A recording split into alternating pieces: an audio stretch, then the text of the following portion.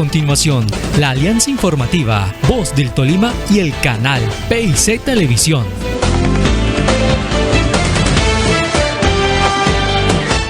El saludo especial y el abrazo de un feliz año, un feliz comienzo de este año 2026. Les presentamos a través de la Alianza Informativa de la Voz del Tolima y PIC Televisión. Es ya el primer día laboral de este año 2026, luego de haber disfrutado del fin de año, de la fiesta de San Silvestre, de la despedida de año, del comienzo ya de este mes de enero y hoy 2 de enero precisamente. A todos un abrazo y sobre todo que toda la actividad sea en armonía, que sea de progreso, que sea de desarrollo para todos y cada uno de quienes nos escuchan, de quienes nos ven a través de la radio, a través de las pantallas de televisión. William, igualmente el deseo porque este año nos vaya muy bien a todos. Así es, estamos aquí de nuevo con todos ustedes. Cambiamos de año, pero no cambiamos de dial. Estamos en el 870M, estamos también en el canal PIC Televisión y en nuestras redes sociales. Seguimos trabajando para poder informar al departamento del Tolima. Y así damos comienzo y les presentamos de inmediato, a manera de anticipo, algunos de los hechos que estaremos desarrollando en esta entrega de información. Estos son nuestros titulares. Una linda historia hemos encontrado en el centro de la ciudad de Ibagué. El informe que da cuenta precisamente del Callejón de los Vientos, un paso corto, pero que en algún momento se había convertido en un lugar peligroso para transitar en pleno centro de la capital del Tolima, ha sido convertido por un pequeño esfuerzo, pero mancomunado entre entidades como la Cámara de Comercio y la Alcaldía de Ibagué y los propios comerciantes, en un lugar súper agradable. Se hablaba del sitio sobre la carrera tercera con calle 11, no sé si hay otro lugar, porque allí usted se ubica tipo 7 de la noche y el ventarrón es fuerte, cualquier día, eso es seguro que allí sopla fuerte. Y ahora se puede vivir también allí, tomando un cafecito, esos vientos, porque todo se hizo para mejorar el entorno. Hablaremos también de Armero, 40 años y el sistema de prevención y atención de emergencias. Alberto Núñez Tello nos comenta sobre todo lo que ha tenido que vivirse y irse construyendo en torno a la tragedia de Armero. Eso es sobre todo el aspecto, lo que nos dejó como dolor, pero también cómo esto significó para la prevención en tema de riesgo, sobre todo el estudio de los volcanes, de las fallas geológicas en Colombia, cómo hoy están lo suficientemente dotadas de equipos que permiten saber al instante cómo se está presentando, y ese hace parte de uno de los aspectos que el doctor Alberto Núñez Tello, quien hoy es presidente de la Cruz Roja Colombiana Seccional del Tolima, pues nos estará compartiendo detalles esta mañana. Igualmente estaremos hablando con Hernando Hernández Quintero, uno de los más connotados abogados del departamento del Tolima y del país, que por fortuna lo tenemos en esta ciudad, es honoris causa de la Universidad del Tolima, y ha sido un hombre que inclusive incursionó por algunos momentos en la política, corto paso por la política, pero que igualmente fue, como ya algunos lo recordarán, concejal de la ciudad. El año pasado, año 2025, fue precisamente declarado miembro de un grupo jurídico a nivel de Argentina, lo que indica que ya hablamos de una persona que trasciende la frontera patria, pero además hay una sala, una aula educativa en Centroamérica que lleva su nombre. Pues tendremos la oportunidad de conocer esa historia aquí a través de la Alianza Informativa.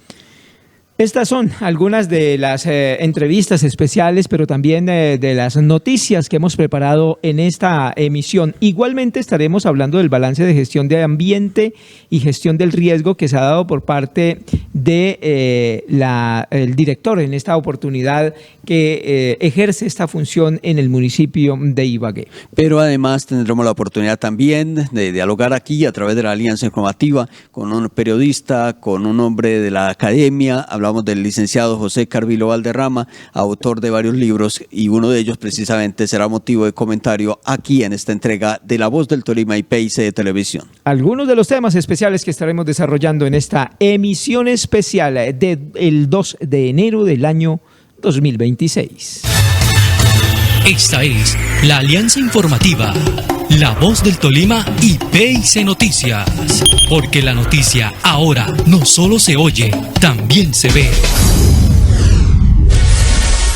Muy bien, reiterar el saludo a toda la audiencia, a todos, desearles un feliz año 2026, que sea de éxitos, que sea de realizaciones, que las metas que se han propuesto todas se lleven a cabalidad y sobre todo de armonía y de integración familiar, que ese sea precisamente uno de los aspectos que podamos destacar durante este año 2026. Y aquí estamos de nuevo ya con todo el desarrollo de la información de lo que sucede en Ibagué, en el departamento del Tolima, también en Colombia, igualmente a nivel internacional, en el registro informativo a través de La Voz del Tolima, a través de PIC de Televisión. Historias en las calles de Ibagué. Sí, señor, una historia motivadora que hemos encontrado, pero no solamente que hemos encontrado, es que le hemos hecho un seguimiento desde cuando este callejón de la calle 11, muy cerca a la Biblioteca Darío Echandía, era un lugar difícil de transitar por la inseguridad, por el alto consumo de alucinógenos, hasta ahora, cuando definitivamente y a partir de todas las denuncias de los comerciantes que se hicieron con La Voz del Tolima, con el canal PIC de Televisión, pues logramos que las entidades le pusieran el ojo a este lugar y lo transformaran, como lo vemos a continuación.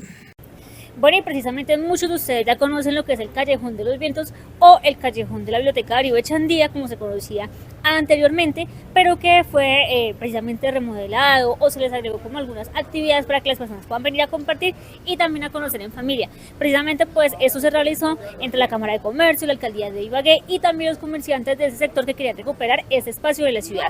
Precisamente me encuentro con Marco Ramírez, quien es el gerente de Colombia Tour y quien también nos explica cómo inició esta actividad, hace cuánto tiempo. Esto es una apuesta de Cámara de Comercio, de Secretaría de Desarrollo Municipal y los comerciantes de la zona. Pues fue una idea que, como le digo, nació hace 3 años. La idea pues era darle un cambio al Callejón Darío Echandía, hoy Callejón de los Vientos. Realmente el nombre se lo puso la comunidad y, como ustedes se pueden dar cuenta, soplan buenos vientos y por eso se llama el Callejón de los Vientos. Bueno, realmente ha cambiado mucho el tráfico de acá del callejón. Viene mucha gente a hacer videos, a tomarse fotos y lógicamente pues a visitar nuestros negocios.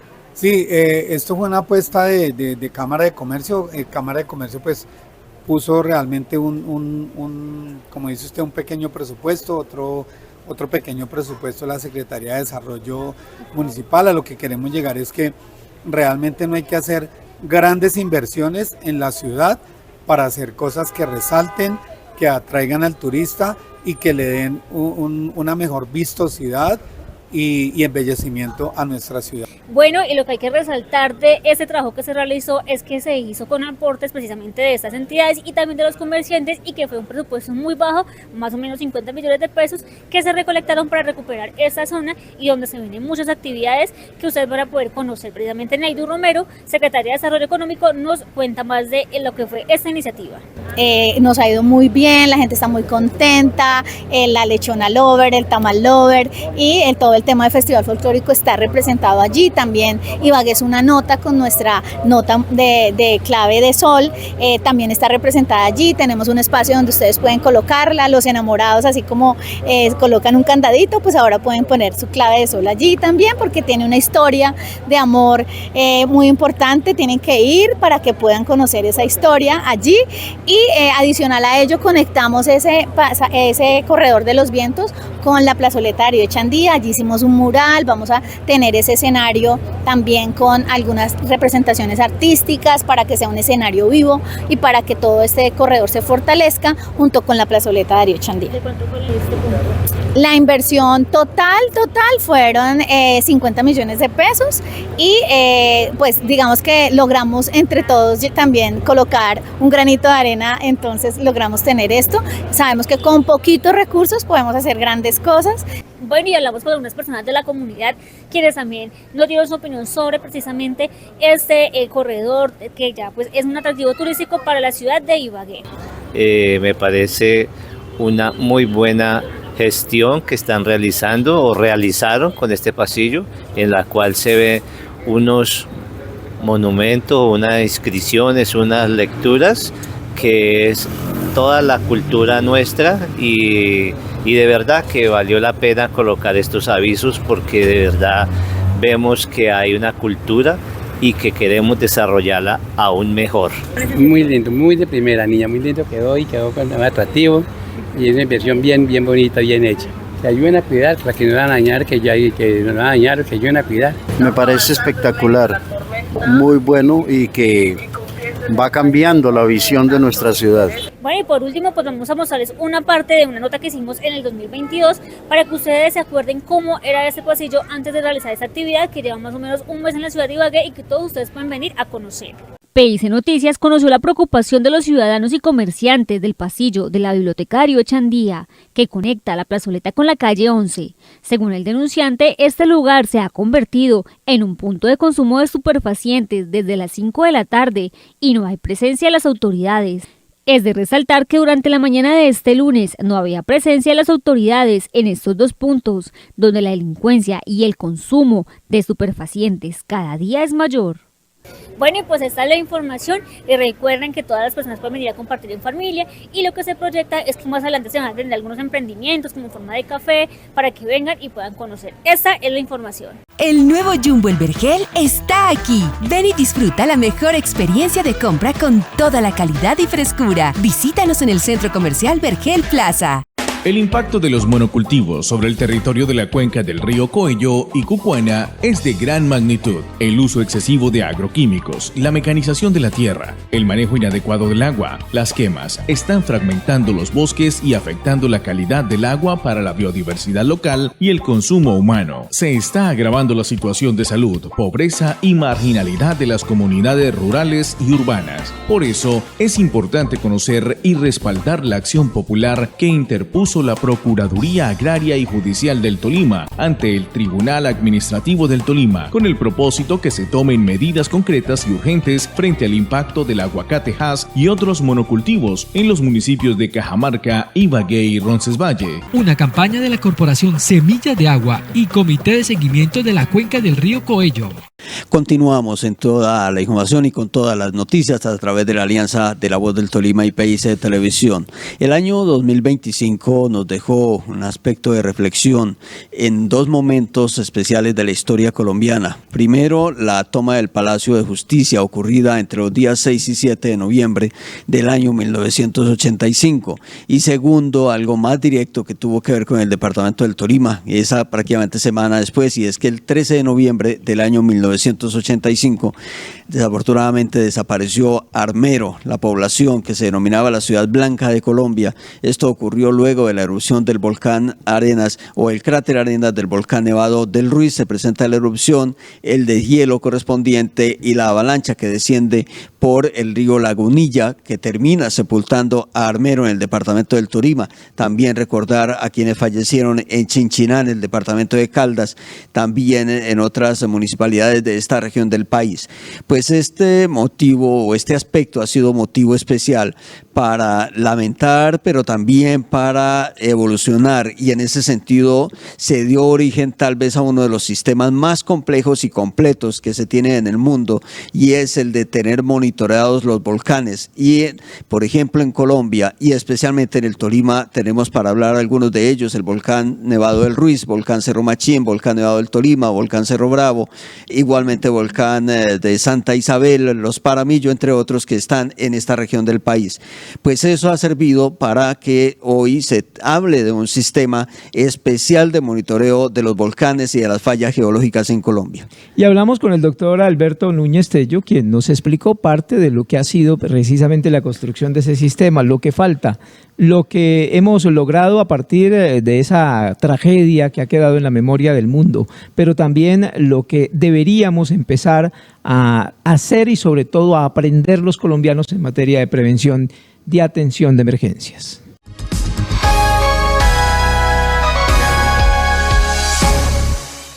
Decíamos hace unos minutos hoy la presencia de un invitado especial, sobre todo del tema de la prevención, pero también de lo que sucede en el punto de la naturaleza, del conocimiento que nos corresponde, del que estamos obligados todos a conocerlo. Casi que no podríamos decir no sabíamos, porque hoy la ciencia nos permite estar de alguna manera muy al tanto de lo que está sucediendo.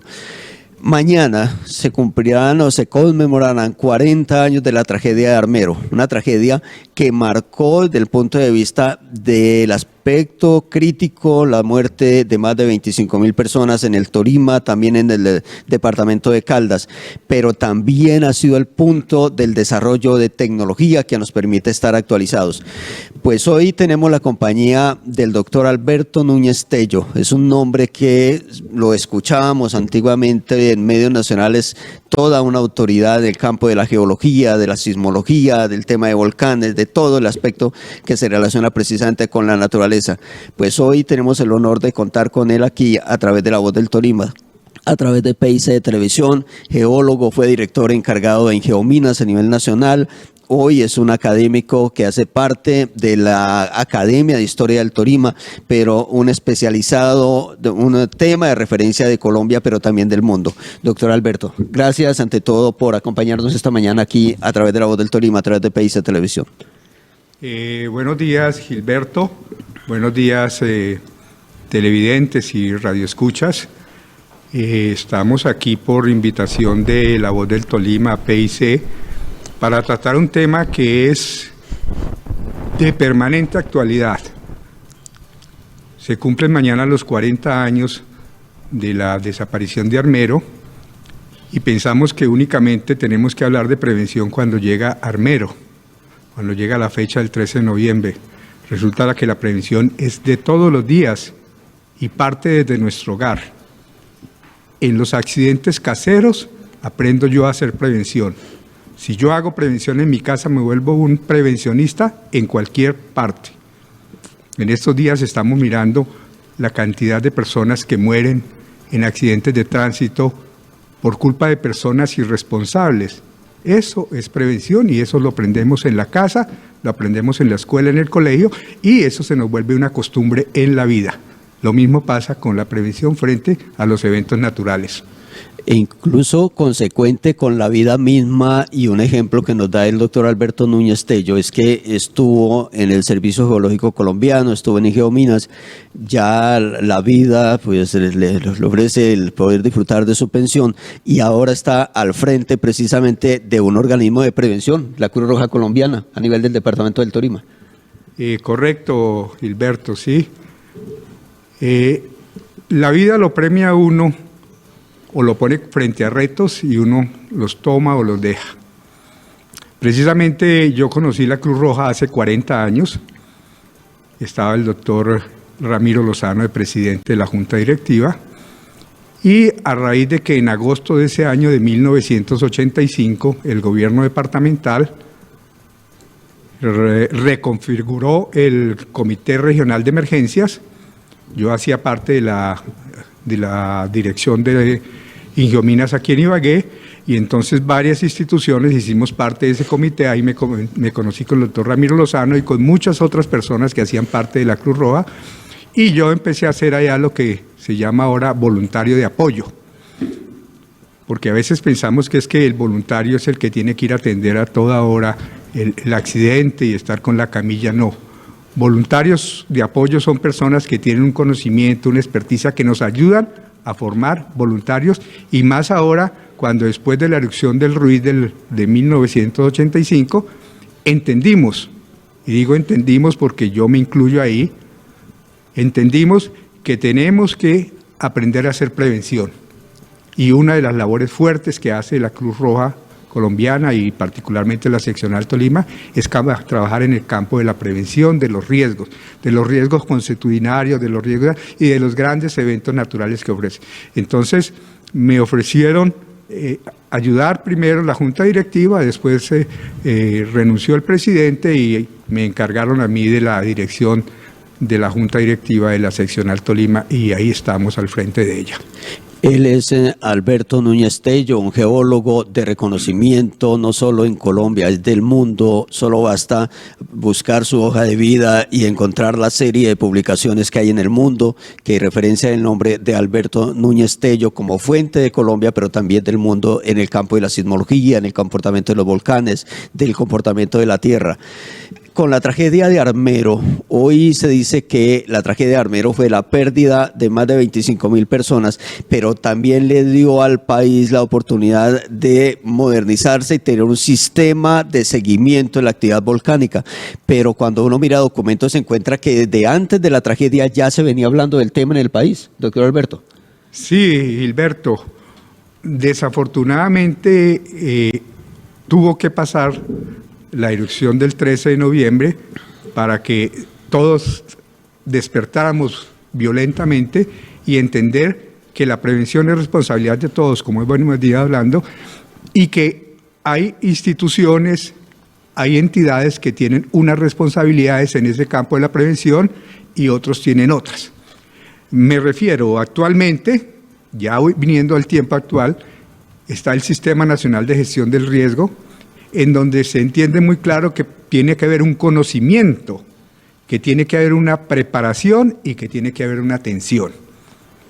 Entonces, ¿el conocimiento cuál es? El conocimiento es qué está pasando con los eventos naturales, con los sismos, con los deslizamientos, con la erupción volcánica, y ahí entonces, a raíz de la erupción del 13 de noviembre, el gobierno nacional le dijo a Ingiominas, que ahora se llama Servicio Geológico Colombiano, usted se va a responsabilizar de todo el tema de vigilancia de volcanes, de sismología, etcétera, y de ahí nacieron los observatorios vulcanológicos, los 3 observatorios vulcanológicos que tiene el Servicio Geológico, uno en Manizales, que fue el primero, otro después en Pasto, cuando se reactivó el Galera, y finalmente el de Popayán, que vigila toda la zona del Poracé, la cadena de los Coconucos, el Huila, etcétera.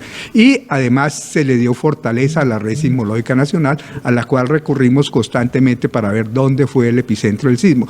Entonces, esa parte la asumió el Servicio Geológico y, lógicamente, otras entidades, el IMAD, el INDERENA, todas esas entidades que asistían anteriormente. La parte de la preparación, entonces, ¿quién es responsabilidad? La Cruz Roja, la Defensa Civil, el sistema educativo, llámese escuela, llámese bachillerato, instituto técnico, universidad, etcétera. Ellos o esos tenemos que preparar a la comunidad para que sepa a qué se va a enfrentar un territorio. Y finalmente está la parte de la atención, en donde ya los otros organismos, como nuevamente la Cruz Roja, la Defensa Civil, los bomberos, los scouts del ejército, la policía, el PONALSAR, etcétera, ya atienden a atender en el caso de que se dé la emergencia y que se dé el desastre. Uno no quisiera llegar al desastre, pero la idea es que se haga una muy buena prevención para evitar al máximo el desastre, la pérdida de vidas humanas. Es posible que los elementos físicos no los logremos salvar, pero sí podemos salvar vidas humanas si hemos hecho una buena prevención. En ese campo del conocimiento, entonces, es donde el avance ha sido fantástico, yo me atrevería a decir, porque pasamos de no tener nada antes de la erupción del 13 de noviembre, tener muy pocos elementos que nos permitía saber qué había pasado en el volcán la noche o el día anterior. Eso era una incógnita porque no se veía y había que estar vigilando el interior del volcán, y la única forma de vigilarlo es con equipos que nos miren cómo está en el interior.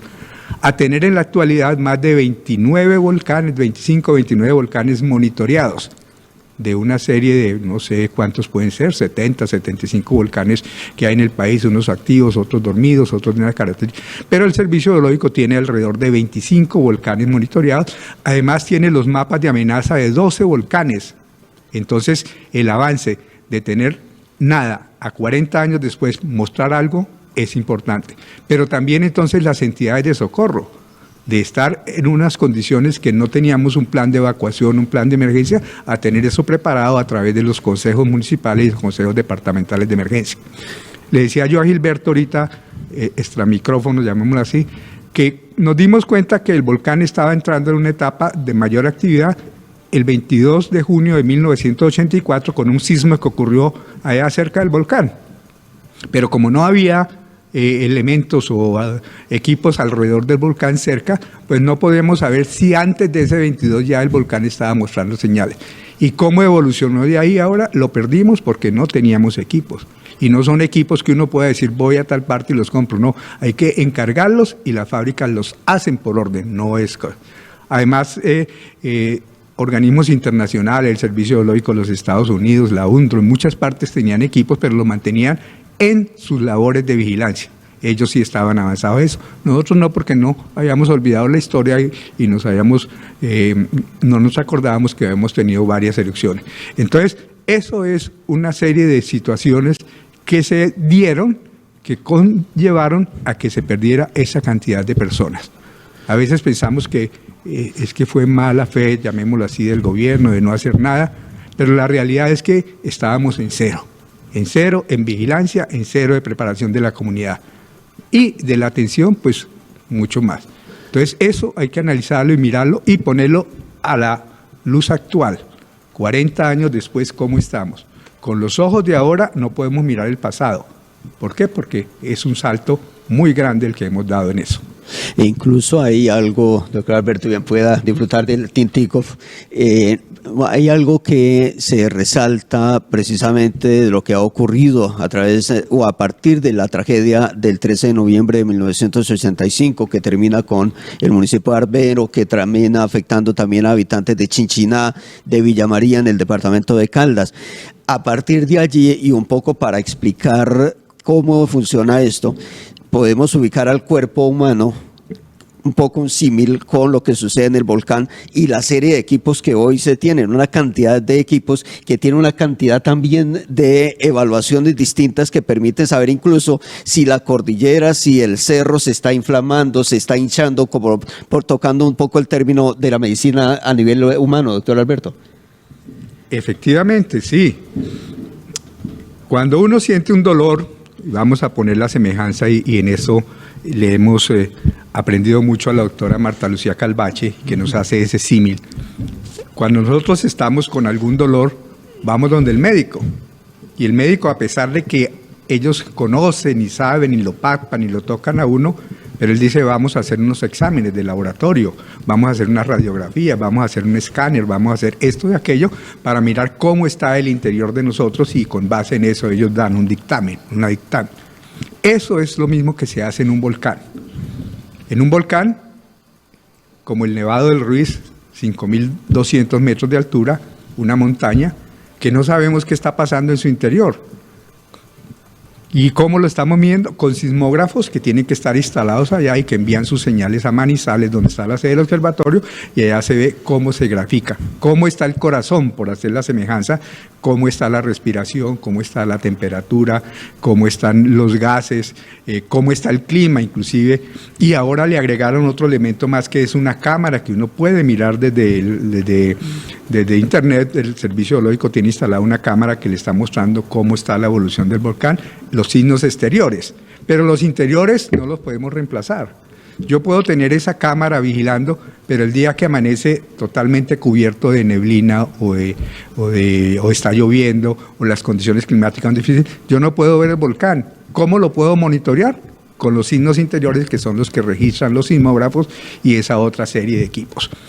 Por decir algo, el 20 de julio de 1985, después de múltiples búsquedas en diversas partes del mundo, se escribió a Hawái, se escribió a Martinica, se escribió a Estados Unidos, con un señor que se llama John Tomlin, que era asesor de las Naciones Unidas en el tema de desastres. Él vino y dijo, mire, vamos a ponernos a buscar equipos en todas partes del mundo porque necesitamos poner aquí. Y buscamos, al fin, se consiguieron 5 equipos, pero lo que les decía anteriormente, esos equipos me mostraban qué había pasado el día anterior. ¿Por qué? Porque no teníamos equipos que nos dieran en directo. Yo estoy aquí hablando frente a ustedes y ustedes me están oyendo directamente lo que yo estoy diciendo.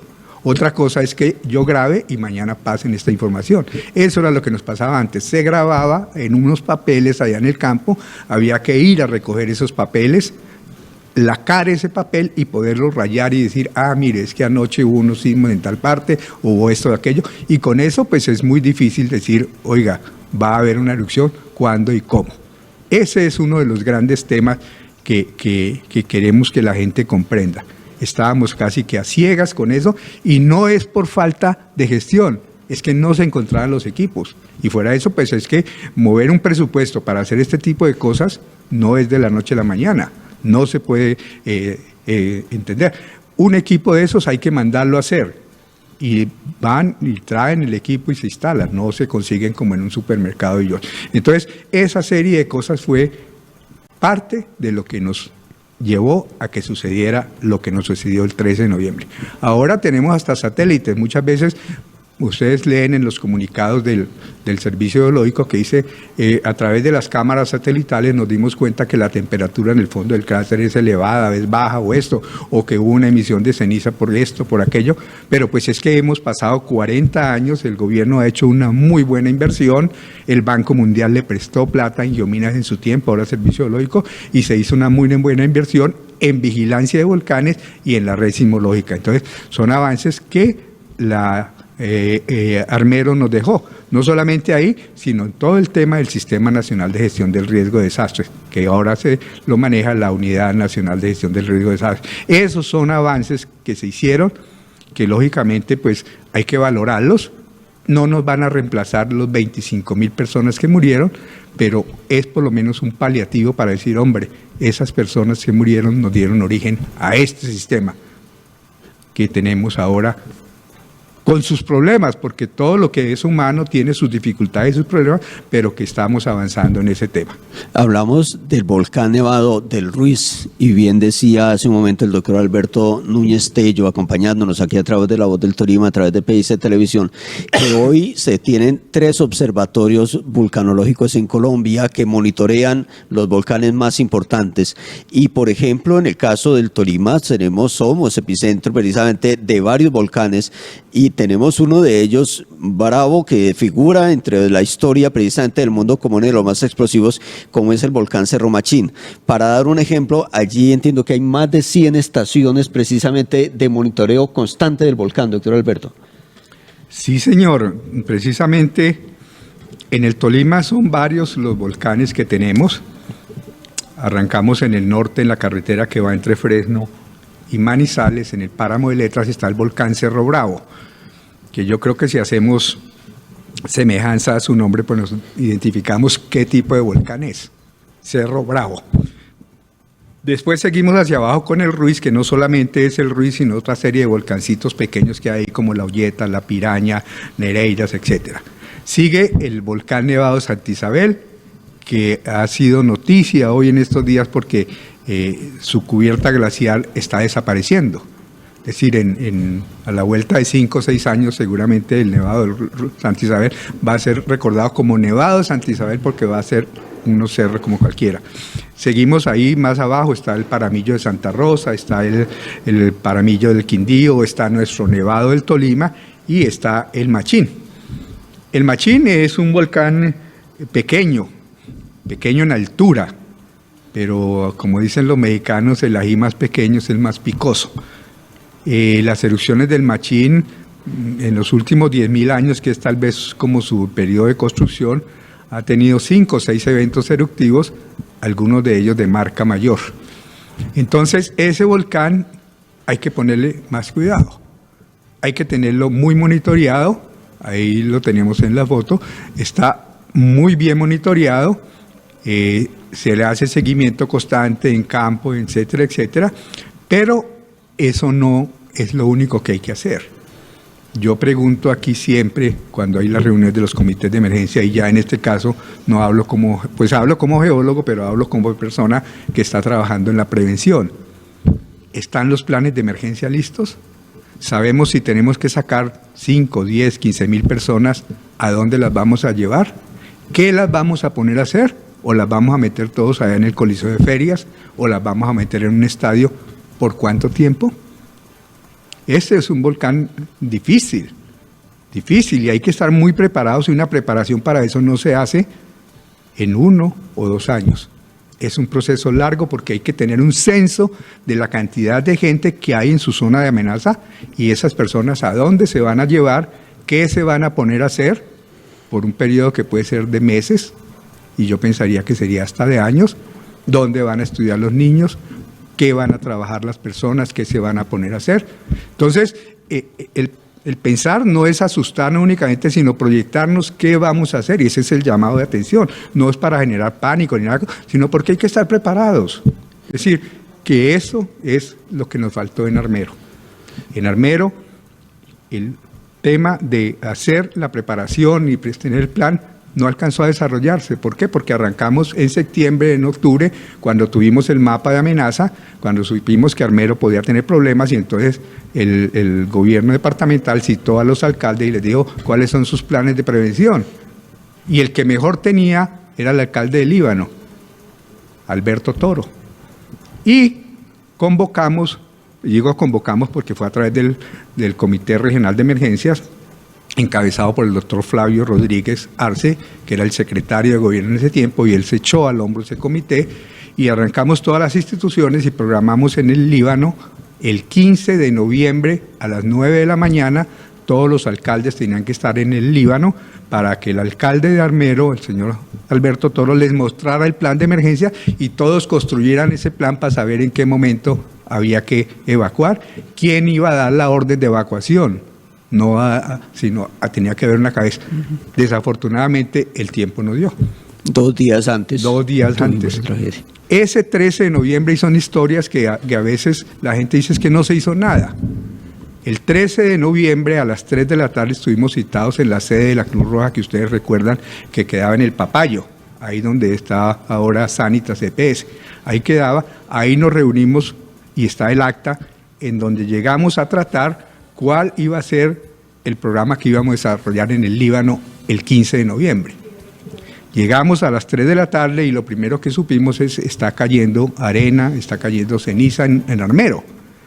Y estuvimos pendientes. Esa fue una primera erupción, pero nadie tenía la facultad de poder decir, oiga, es que dentro de 2 o 3 o 5 horas va a haber otra erupción. Y a una hora, con todos los elementos que tenemos, nadie se atreve a decir, estos elementos que estoy viendo me van a indicar una erupción. Estuvimos ahí hasta las 7:30 de la noche, organizamos la programación, la agenda, nos instábamos para el viernes 15 a las 5 de la mañana en la Cruz Roja para arrancar en caravana para el Líbano, y preguntamos en el norte del Tolima, no, la situación pasó, está lloviendo un poco, pero no hay ceniza, no hay nada, y nos fuimos a la casa, todos a organizarnos, y a las 9:30 de la noche fue la erupción que generó la tragedia. Es decir, la gente dice que por qué desde las 3 de la tarde no se dio orden de evacuación, pero que teníamos visto, no se veía solamente la caída de ceniza, pero no se veía que estuviera formado el lahar. Entonces, son cosas que hay que analizar, que hay que mirar con despacio, con cabeza fría. Uno entiende que pues, cuando a uno se le desaparece su pueblo, se le desaparece su familia, uno está muy, muy conmovido, pero hay que mirar, hay que analizar con tranquilidad, con detalle y ver qué pasó, qué fallamos, para qué, para no repetir la situación. No podemos volver a repetir y por eso yo vuelvo y traigo aquí el machín. Tenemos que tener un plan de emergencia muy bueno porque nosotros, el Tolima, no puede repetir una situación como la de Armero. Sería increíble y yo sería el primero en decir, oiga, perdí mis 40 años de empezar a trabajar y mirar qué es lo que hay que hacer. De experiencia precisamente en el campo de la geología como la tiene el doctor Alberto, porque hay que decir un poco también en el contexto histórico que el caso de la tragedia de Armero, la erupción del volcán Nevado del Ruiz, viene a convertirse en una de las tragedias más grandes que precisamente a través de la historia se han tenido, por lo menos desde que están documentadas, doctor Alberto. Sí, señor.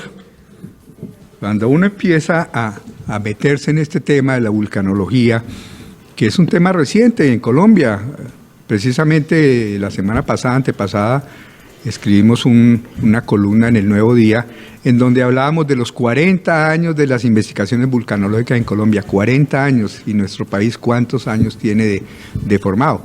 Habían artículos que veían corto, pero eran dirigidos a científicos, no a la comunidad. Entonces nos pusimos a leer y resulta que la erupción del Nevado del Ruiz, por el número de personas fallecidas, es la 4ª peor catástrofe mundial a nivel mundial de origen volcánico. La primera fue en 1815, un volcán que se llama el volcán Tambora. Ese volcán mató alrededor de 92.000 personas allá en Indonesia. Es una erupción que le dio, la ceniza de ese volcán le dio 4 veces la vuelta a la Tierra y causó en Europa el invierno más fuerte que recuerdan. Después otro volcán también en Indonesia, el Krakatoa. El Krakatoa en 1893 hizo erupción y destruyó una isla completa. y mató a esas personas. Hubo un tsunami que lejos de Java, que fue donde hubo la erupción, desaparecieron. Inclusive ese volcán hubo en mucho tiempo una película muy famosa que se llamaba Krakatoa, al este de Java. Si alguna vez por ahí tienen la oportunidad de mirarlo, mírelo. Después de eso viene aquí ya en tierras americanas la erupción de la montaña Pelée o Mont Pelée en Martinica, que acabó con la ciudad de Saint-Pierre y mató 32.000 personas. Y después venimos con el Ruiz. Esa es la historia, y entonces nos recuerdan que está eso, que está esa erupción. Pero así como esas personas han muerto, también hay experiencias muy claras de que una buena gestión del riesgo, en donde participamos todos, técnicos, comunidad, cuerpos de socorro, autoridades, puede salvar vidas. Y uno de los ejemplos mayores es un volcán que se llama el volcán Pinatubo en Filipinas, 1991. Filipinas es uno de los países más poblados del mundo. Ese volcán tenía en sus flancos una población indígena y algunos grupos insurgentes, pero cerca de ahí había la mayor base aérea que tenía Estados Unidos en el sureste asiático. Los primeros que se dieron cuenta que el volcán estaba en proceso de actividad fueron los indígenas, y ellos mismos empezaron a evacuar por su propia cuenta porque vieron que empezaron a haber cambios. Y entonces vino la discusión entre si se llevaban la base aérea de los Estados Unidos sí o no, y se lo llevaron. Pero en cuestión de 5 meses el volcán hizo erupción. Se considera que fue en tamaño la erupción más grande que hubo en el siglo pasado en el mundo, ese volcán Pinatubo. Y los muertos fueron muy pocos, 300, 800, yo no recuerdo bien la cifra ahora. ¿Pero por qué? Porque se hizo una buena gestión, la gente entendió la situación. Y es un volcán muy parecido al Machín, porque es un volcán que no tenía más de 2.400 metros de altura, tenía más de 600, 700 años de estar ahí en silencio, y está. Precisamente ahora, en estos días, va a venir un geólogo, un vulcanólogo norteamericano muy famoso que estuvo al frente de esa erupción del Pinatubo, y él dice, me han hablado tanto del Machín, tan semejante al Pinatubo, que lo invitaron a Bogotá a una reunión sobre geotecnia, geología y geotecnia, y entonces dijo, yo tengo que ir a conocer el Machín y va a venir en estos días a mirar a ver, y de él tenemos que aprender mucho más, porque este es un proceso de todos los días de conocer y conocer. Exacto, porque no solo hablamos de volcanes, y hemos tenido la oportunidad de asistir a diferentes talleres, algunos de ellos ofrecidos por el doctor Alberto Núñez Tello, y siempre nos dicen, la Tierra es viva, la Tierra tiene su propia dinámica, tiene vida como tal, y muestra de ello no solo son los volcanes, también las fallas geológicas, que igualmente son aspectos que los tenemos en nuestro territorio. Sí, lo dice muy bien Gilberto, la Tierra es un planeta vivo. Cuando yo estudiaba mi primaria aquí en el Colegio San Luis Gonzaga con los hermanos maristas, que quedaba aquí en la carrera quinta con calle 11, a uno le enseñaban los 3 reinos de la naturaleza, el animal, el vegetal y el reino mineral o inerte. Cuando yo estudié geología en la Universidad Nacional en Bogotá, dije, no, es que el reino mineral no es inerte, la Tierra está cambiando permanentemente. Los continentes no han estado siempre así, la forma de los continentes no es esta. La Tierra tiene 4.500 años de historia, a través de esos 4.500 años de historia ha tenido catástrofes grandísimas, desaparición de especies, cambios climáticos gigantescos. Y uno de esos fenómenos son los sismos. ¿Por qué? Porque en tanto movimiento y tanta cosa de los choques de los continentes se producen las fallas geológicas, que son rompimientos de la corteza terrestre, y ese rompimiento se manifiesta como un sismo. Entonces, frente a los sismos también hay que prepararse. Y no podemos saber, uno tiene idea de dónde sea, porque en el pasado hubo sismos ahí. Uno sabe que todo lo que es el borde llanero es una zona sísmica y que constantemente hay sismos. Recuerden hace poco, el 8 de junio, el sismo de Paratebueno en el Meta, ¿sí? Un sismo que está lejos de aquí de Ibagué, pero que aquí en Ibagué hubo daños menores en construcciones, entonces no necesariamente tenemos que estar parados encima de la valla para que tengamos daño. Y pues eso también lo está estudiando y eso nos dan información. Pero paralelo con eso yo quiero dejar aquí un mensaje, y un mensaje a la juventud y a la gente. Hay que estar preparados y hay que ayudar a la gente. Y la mejor forma de ayudar a la gente es hacer voluntariado. Hay una crisis de voluntariado. Antes veía con más frecuencia a las damas grises, a los socorristas, a los infantiles, a la gente de la defensa civil, a los bomberos, a los boy scouts, trabajando por ahí. Ahora ya casi no nos vemos. ¿Por qué? Porque ya es poca la gente que quiere meterse a un voluntariado, hacer una labor que en este momento es muy importante, que es ayudar a la gestión del riesgo, ayudar a las personas menos favorecidas de la naturaleza y de la vida. Hay que colaborar. Y eso implica, sí, un sacrificio, pero es unas ganas de hacerlo.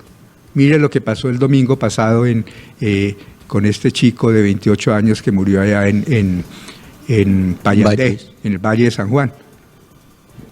Un grupo de personas de todas las instituciones de socorro estuvieron ahí pendientes de rescatar a esa persona. Y son personas que se van, piden permiso en su trabajo, no reciben ninguna remuneración, pero ese compromiso de ayudar es valioso. Entonces, a la par de que yo les hablo de los temas de los volcanes y eso, yo también quiero plantearles el tema de que recapacitemos y miremos cómo ayudamos a estas organizaciones de socorro. Ellas no se sostienen solas. Es decir, aquí la gente piensa que es que de Suiza, de Ginebra, de los países nos mandan plata, aquí no. Nosotros tenemos que generar nuestros propios recursos. ¿Para qué? Para que un voluntario pueda ir y se le pueda dar su uniforme, sus lazos, sus manilas, la gasolina para el carro para que se desplace, su casco, su uniforme. Esos son unos costos que hay que buscarlos, hay que generar. Entonces es compromiso primero de esas personas que ayudan, pero también de los empresarios, de la gente que contraten y que trabajen con estas empresas de voluntariado, porque esos recursos que ponen son recursos que van a ser para la atención humanitaria. Eso es vital, la atención humanitaria.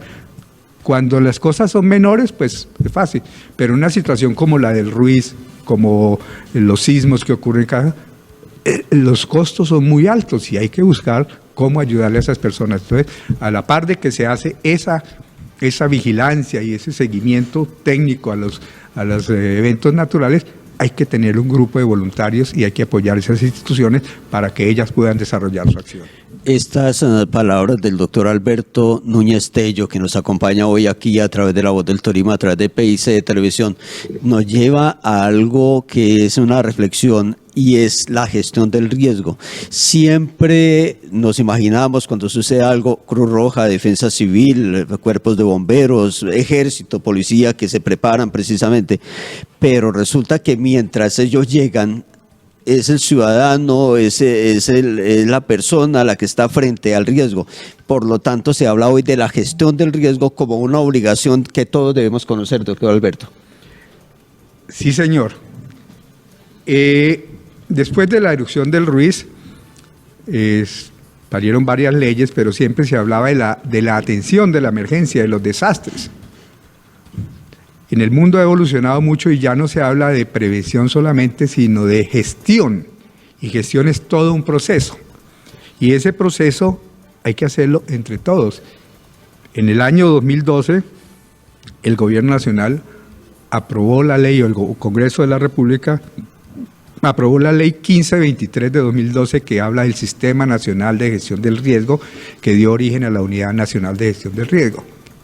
Y uno de los artículos dice, que pregunta, ¿quiénes son los actores de la gestión del riesgo? Dice, todos somos responsables de la gestión del riesgo, todos somos responsables de la prevención. Entonces esa idea de que es el gobierno el que tiene que trabajar, no, todos, porque en su casa, yo pregunto, ¿cuántos tenemos en la casa un plan de gestión del riesgo familiar? Si pasa por ejemplo, si pasa en este momento, ojalá mis palabras no vayan a hacer efecto, haya un sismo. Yo estoy aquí, mi esposa está en otra parte, mis hijos están en otra parte. ¿Qué hago? Las líneas de celular inmediatamente se caen. Entonces yo tengo que tener un plan y saber que si pasa algo y yo no puedo movilizarme, nos vamos a encontrar con mi esposa en tal parte. en tal sitio, ahí vamos a estar. Y tenemos unos elementos mínimos para llevar. Y de que tengo que salir de mi casa y cerrar la llave de gas y apagar la electricidad, etcétera. Eso es responsabilidad de nosotros. Hay un amigo muy querido que se llama Miguel Tomás, que de pronto ustedes lo conocen, y él ha trabajado también conmigo, nos conocimos hace 40 años y hemos seguido en esa línea. Y él habla de la gestión del riesgo de los accidentes de la casa. En la casa nos pasa la mayoría de accidentes. ¿Cuántos no se han muerto, se han caído, se han golpeado en el baño? En el baño las baldosas tienen que ser material corrugado, de manera que no se deslice. No hay que poner, si yo tengo una ruta de evacuación por donde salir de mi casa, tengo que tenerla despejada, no puedo poner una mata, no puedo poner una mesa, no puedo poner una alfombra en donde yo me tropiece. Si además de eso hay personas ya viejos, porque pues, tenemos que llamarnos viejos, nosotros tenemos que tener más prevención. Las escaleras iluminadas, pasamano, el pasamano, nosotros tenemos pasamano en la escalera y no lo utilizamos y nos caemos y el pasamano estaba ahí. Todo eso lo aprende uno en la casa y eso es prevención. Eso es prevención y es responsabilidad de todos y de cada uno de nosotros hacerlo, y por eso mi llamado es a que hagamos nuestros planes de emergencia familiares. ¿Qué hacer? ¿Qué tener listo? Y en eso la Defensa Civil, los Boy Scouts, la Cruz Roja ofrece ayuda en ese tipo de cosas. En las unidades residenciales hay que tener la señalización, dónde es el punto de encuentro. Todo eso hay que hacerlo y para eso están estas instituciones que ayudan a hacer este tipo de cosas. Pues doctor Alberto Núñez Tello, geólogo, hoy presidente de la Cruz Roja Seccional del Departamento del Tolima, ha sido muy amable y agradecemos de manera muy especial el acompañarnos precisamente para conocer de lo que está pasando, de cómo Colombia está preparada o se está preparando frente a situaciones tan diversas cada vez más, no solo por lo que se llama el cambio climático, es por la misma condición de la Tierra que volvemos a insistir, es un órgano vivo y como tal se presentan distintas afectaciones o distintas manifestaciones del propio planeta.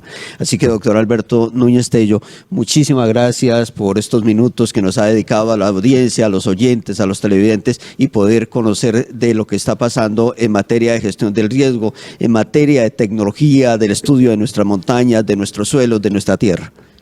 Gilberto, gracias por la invitación y quiero cerrar este espacio como lo inicié, que no hablemos de prevención, no hablemos de Armero, del Ruiz, únicamente cuando se cumple un aniversario más.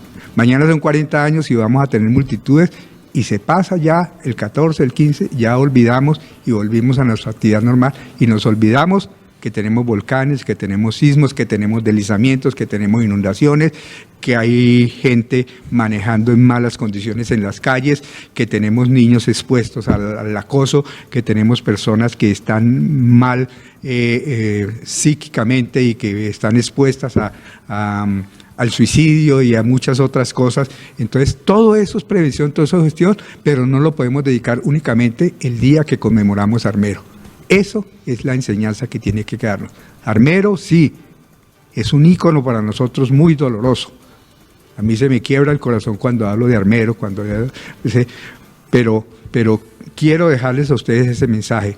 Preparémonos, estemos listos. Nadie nos puede garantizar que en lo que nos queda de vida, a mí seguramente me queda menos que a muchos de ustedes, pero a los que les queda más tienen que saber que en algún momento pueden o van a tener que enfrentar una amenaza, una situación de estas, y hay que estar preparados. Ese es el llamado.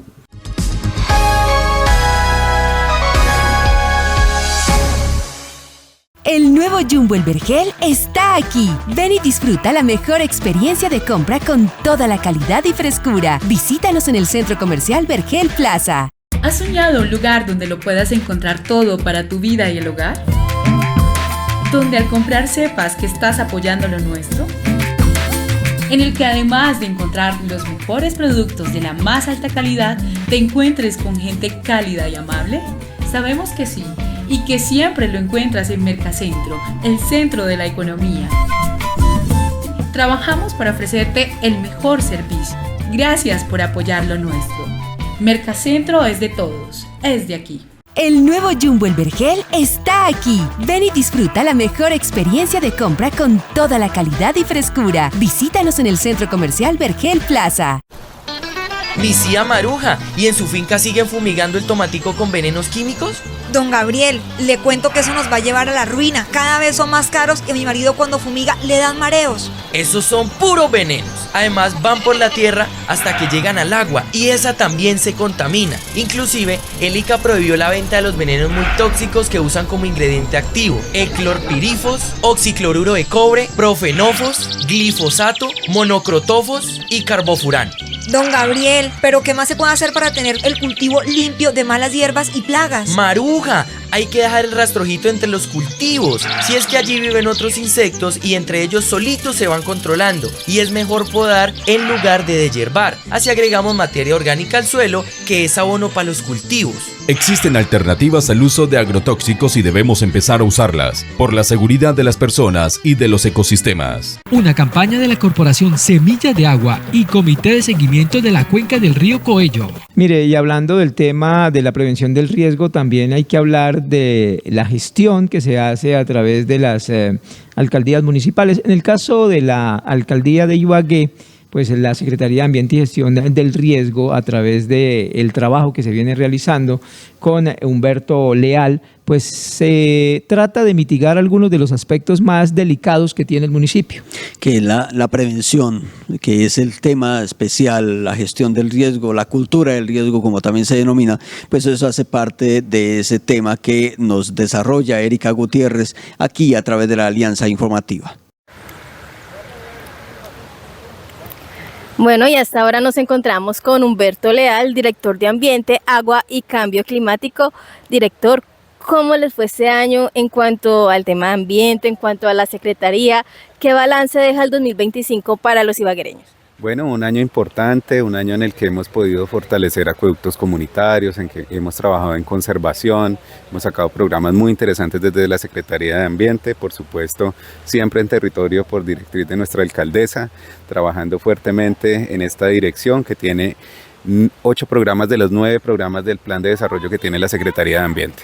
¿Cuál fue el presupuesto este año y qué temas se priorizaron? ¿Cómo se dio la ejecución de ese presupuesto? Bueno, superamos los 60.000 millones de pesos, priorizamos acueductos comunitarios, trabajamos predios de conservación, igualmente tenemos un programa muy importante que en este momento está funcionando, que es el pago por servicios ambientales. Estamos impactando en diciembre más de 20 familias, esperamos ampliar esa capacidad a partir del mes de enero, donde ya pues comenzamos a pagar, a incentivar esa conservación que debe generar la población ibaguereña sobre esos predios que tienen interés, sobre todo protegiendo el recurso hídrico. Expliquemos bien cómo es ese programa de pagos por servicios ambientales. Una persona que de pronto hasta hoy escucha este programa, ¿qué es ese programa? ¿Cómo puede acceder a él y qué beneficios tiene? En palabras sencillas, este programa paga por conservar, es decir, las personas que están interesadas, que tienen predios en zona rural, estas familias campesinas, se acercan a la Secretaría de Ambiente. En horario de oficina tenemos uno de los mejores operadores del país, que es Más Bosques, que ha trabajado con diferentes corporaciones a nivel nacional. Ellos recepcionan la información, realizamos las visitas. Si estos predios aplican de manera técnica, cumplen los requisitos, comenzamos a pagarles un incentivo por conservar esos predios. Es decir, en esas áreas que tienen importancia ecológica, en esas áreas que tienen fuentes hídricas, la gente solamente necesita postularse para recibir su incentivo económico. ¿Cuántas personas se beneficiaron este año de este programa? 20 familias beneficiamos este año, importante es resaltarlo, estamos todavía en la recolección de esos nuevos postulantes, por eso invitarlos a las oficinas de la Secretaría de Ambiente que quedan en el Blue Center, 9º piso, 12 con segunda, allí tenemos el personal en horario de oficina para poder recepcionar los documentos y realizar obviamente el proceso para que se puedan ser beneficiados de este programa. Director, se dio mucho este año lo que fue el cambio climático, fenómeno de la niña, fenómeno del niño. ¿Cómo enfrentaron ustedes estas temporadas y realmente en cuanto a elementos, si estaban listos o todavía pues también hace falta más apoyo en cuanto a maquinaria? Bueno, este año fue un año difícil en cuanto a la temporada de más lluvias, tenemos alerta amarilla, recomendar que aún no podemos bajar la guardia. ¿Cómo fortalecemos? A través de los diferentes operadores comunitarios, a través de capacitación, entrega de material. Este año se postularon con proyecciones de subsidios para el año 2026 más de 50 operadores comunitarios.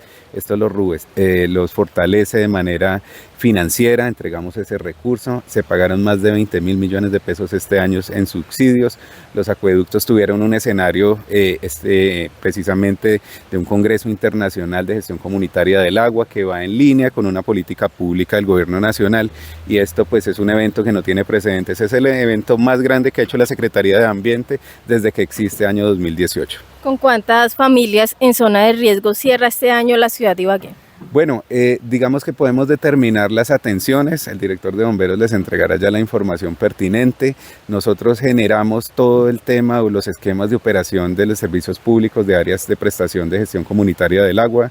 Como te decía, en Ibagué hay más de 160 acueductos comunitarios y en ese sentido nosotros hemos logrado formalizar más de 50. Sin embargo, esos acueductos que aún no han entrado en esa formalización, pues los tenemos en este momento en lista de espera, les apoyamos, entregamos tubería, la última entrega fue de más de 200 millones de pesos, entrega que se formalizó en este escenario el vivero municipal, donde también hacemos entrega de ornato, árboles para predios de conservación, entregamos cualquier tipo de especie, además entregamos también la asesoría técnica a través de nuestros forestales. Menciona usted un tema muy importante, justamente estamos acá en este vivero municipal.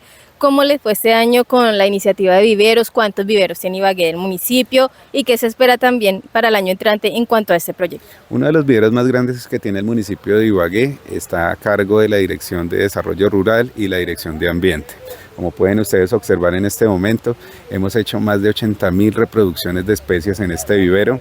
Especies que sirven para conservar, para armonizar la ciudad también en sus zonas verdes. El ornato que entregamos genera este tipo de escenarios. Igualmente tenemos especies que van a compensar esas áreas de conservación, a reforestar esas áreas que pues han tenido una pérdida ecológica importante, y a través pues de nuestro personal técnico pues asesoramos, decimos qué especies sirven según las zonas de la ciudad donde podemos pues determinar qué se debe sembrar con responsabilidad, porque pues digamos que esa es una problemática que hoy también tenemos en la ciudad, y es esas especies que se han sembrado paulatinamente en la ciudad, pues hoy son sujetas de talas de emergencia. Hemos hecho más de 170 talas de emergencia este año a través del convenio que tenemos con INFI Ibagué. Es un convenio que ha funcionado cuando tenemos esas temporadas de lluvia o esas situaciones de emergencia. La Dirección de Ambiente va y cumple a través de un convenio que tenemos con INFI para poder proceder a esas talas de emergencia, y en ese sentido pues poder generar la atención inmediata. Sin embargo, igualmente invitar a las personas que tienen esa necesidad en áreas públicas donde existen estos árboles que ponen sus condiciones de seguridad en riesgo, hacer las solicitudes a través de la Secretaría de Ambiente para generar las visitas y, dependiendo de la responsabilidad, proceder a hacer las diferentes intervenciones. ¿Con cuántos viveros del municipio cuenta actualmente Ibagué y se espera la implementación de nuevos viveros para el 2026? En este momento contamos desde la administración municipal con el vivero del Libertador, que es un vivero extremadamente grande, que tiene unas áreas importantes para siembra, para reproducción vegetal. Sin embargo, hay descentralizados que tienen viveros en Villa Restrepo, como lo es Ibagué Limpia. También pues nos apoyamos con la corporación, que tiene igualmente vivero en la zona del Cañón del Conveima. La Secretaría de Desarrollo Rural está generando un satélite de vivero en la zona de Tapias, entonces digamos que hemos fortalecido esa reproducción vegetal para poder apoyar a la comunidad ibaguereña. Director, pasa en esta temporada, bueno, hay mucho turista en la ciudad de Ibagué, también pues ¿cuáles son las recomendaciones tanto para propios como para turistas en medio de esta temporada? Bueno, en Navidad tenemos un punto importante que es el Cañón del Conveima, donde tenemos un punto de información. Recuerden que hay unas áreas restringidas de parques nacionales, invitarlos a cumplir esas medidas, a tomar con responsabilidad, evitar los paseos de olla, porque esto pues nos genera a veces incendios forestales. En ese sentido, los residuos sólidos disponerlos a través de el mecanismo de código de colores que tienen, y hemos incentivado a los comercios a implementarlo para poder generar una economía circular con esos residuos sólidos. situación que también la Secretaría de Ambiente a través de la dirección genera todo el tiempo en comercio, población, fuentes hídricas. Tenemos en este momento una maratón de limpiezas finalizando el año, en la cual va a cerrar con más de 100 limpiezas en fuentes hídricas, problemáticas importantes como las del Hato de la Virgen que estamos atendiendo en este momento. Y todos los días hasta el 20 de diciembre vamos a generar estas acciones sobre las fuentes hídricas, porque no es limpiar, es tratar de que la gente entienda que debemos seleccionar los residuos, disponerlos en los lugares adecuados para poder reutilizarlos de una manera importante, de tal manera que el impacto sobre el ambiente sea menor. Director, muchas gracias por acompañarnos hoy en esta alianza informativa de La Voz del Tolima y PIC Noticias. Muchas gracias, igualmente una feliz Navidad para todos las personas que nos ven a través de este medio tan importante, saludar a los acueductos comunitarios, a nuestras organizaciones recicladoras, un fuerte abrazo de nuestra alcaldesa Joana Aranda, que ha sido siempre una mujer líder, una mujer que está con los pies en el territorio, que lleva una dinámica de administración pública realmente importante y que puede generar acciones para que las personas tengan una mejor ciudad. Adicionalmente, saludar a nuestros funcionarios de la Secretaría de Ambiente que siempre están con los pies igualmente en el territorio, trabajando fuertemente para construir una Ibagué que realmente para el año 2026 nos traiga muchos frutos, muchas bendiciones y que a través de nuestro trabajo pues se pueda ver reflejado en una mejor ciudad. ¿Y un mensaje de feliz fin de año? Un feliz fin de año, realmente ha sido un año complejo, un año con dificultades, pero un año también con unos logros muy importantes. Estos logros se ven reflejados a través de nuestro trabajo, es un año igualmente de reflexión, de planes de mejora de las actividades que tal vez no pudimos cumplir, pero pues resaltar igualmente que la Secretaría de Ambiente está de puertas abiertas para la comunidad. Tenemos una de las mejores decoraciones de la alcaldía para que nos puedan visitar, edificio Blue Center, 9º piso, cordialmente invitados, administración de puertas abiertas, como la directriz de nuestra alcaldesa Joana Aranda. Y mientras tanto sigamos con el recorrido en este vivero municipal. El nuevo Jumbo El Vergel está aquí. Ven y disfruta la mejor experiencia de compra con toda la calidad y frescura. Visítanos en el Centro Comercial Vergel Plaza. ¿Tiene usted problemas con el licor? ¿Necesita ayuda? Alcohólicos Anónimos lo puede ayudar. Asista a las reuniones los días lunes, miércoles, viernes y domingo, desde las 7 de la noche a 8:30 de la noche, en el grupo La Bendición, en la Manzana R, Casa 23, Tolima Grande. Celular 314-482-1874. Vecino, le cuento que en mi finca consumimos alimentos de calidad que nosotros mismos producimos en la finca. Son productos sanos que no contienen agroquímicos y son cultivados conservando los ecosistemas como aliados y amigos. Don Chepe, imagínese eso, y yo dizque comprando todo en el pueblo, y encima todo tan caro. Pues le copio, don Chepe, ahora mismo me agarro a sembrar, con abono hecho en casa, sin veneno y sin químicos tóxicos. A comer bueno pues, voy comenzando con la huertica, sin venenos y con abono de la finca. Ahora le dicen a eso seguridad alimentaria para la familia y también para el ambiente. Cultivemos nuestros propios alimentos. Una campaña de la Corporación Semillas de Agua y Comité de Seguimiento de la Cuenca del Río Coello. Del río al páramo, descubre el norte del Tolima. Una región donde cada kilómetro es un cambio de paisaje, de clima y de historia. Un viaje que conecta el calor del Magdalena con la frescura de las montañas. Visita Ibagué, la capital musical de Colombia, una ciudad que vibra con cultura, naturaleza y tradición. Desde aquí puedes explorar la riqueza del norte del departamento.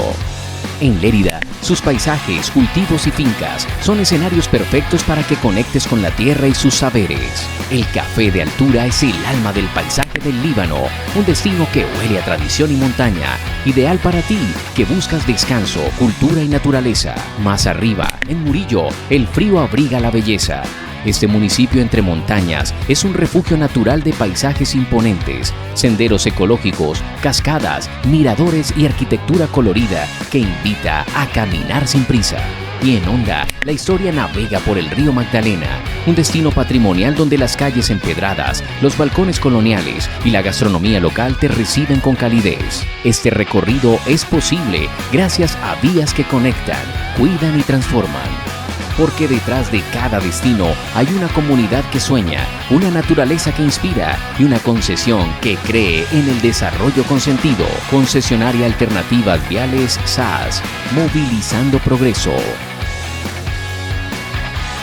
El nuevo Jumbo El Vergel está aquí. Ven y disfruta la mejor experiencia de compra con toda la calidad y frescura. Visítanos en el Centro Comercial Vergel Plaza. Seguimos en la información, la cultura, el derecho, la academia y el ejemplo hacen parte de los aspectos que se relacionan con una de las personas que precisamente es nacida en nuestro departamento, pero que hoy tiene el reconocimiento de Colombia, pero además a nivel internacional. A manera de titulares recordábamos como, por ejemplo, ha sido designado miembro de la Academia de Jurisprudencia a nivel de Argentina, pero además una sala de estudios en Centroamérica lleva el nombre de Hernando Hernández Quintero.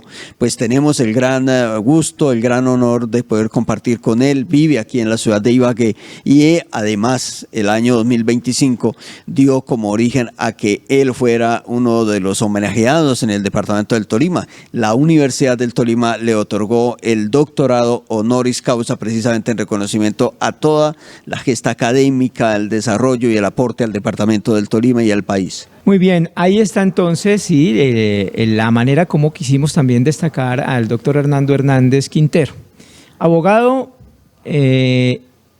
que ha logrado marcar una diferencia porque ha sido también concejal de la ciudad de Ibagué, un político que duró muy poco cuando vio que la situación política no era, digamos, lo que él quería, ni lo que él había visto, ni lo que él pretendía podía ser el tema de, pues, ostentar la dignidad de concejal y renunció, ¿no? Termina renunciando, además fue alcalde encargado de Ibagué, pero aplica ahí el término que dice que la academia prestó a uno de sus académicos que duró muy corto tiempo en el campo de la política y decidió seguir precisamente en el campo de la academia, que es lo que le ha dado a él el éxito, además de haber sido gerente del Banco de la República, del cargo que permitió desarrollar en Ibagué, en la sucursal, que termina precisamente otorgándole su pensión a nivel del banco. Aquí toda la entrevista con el doctor Hernando Hernández Quintero.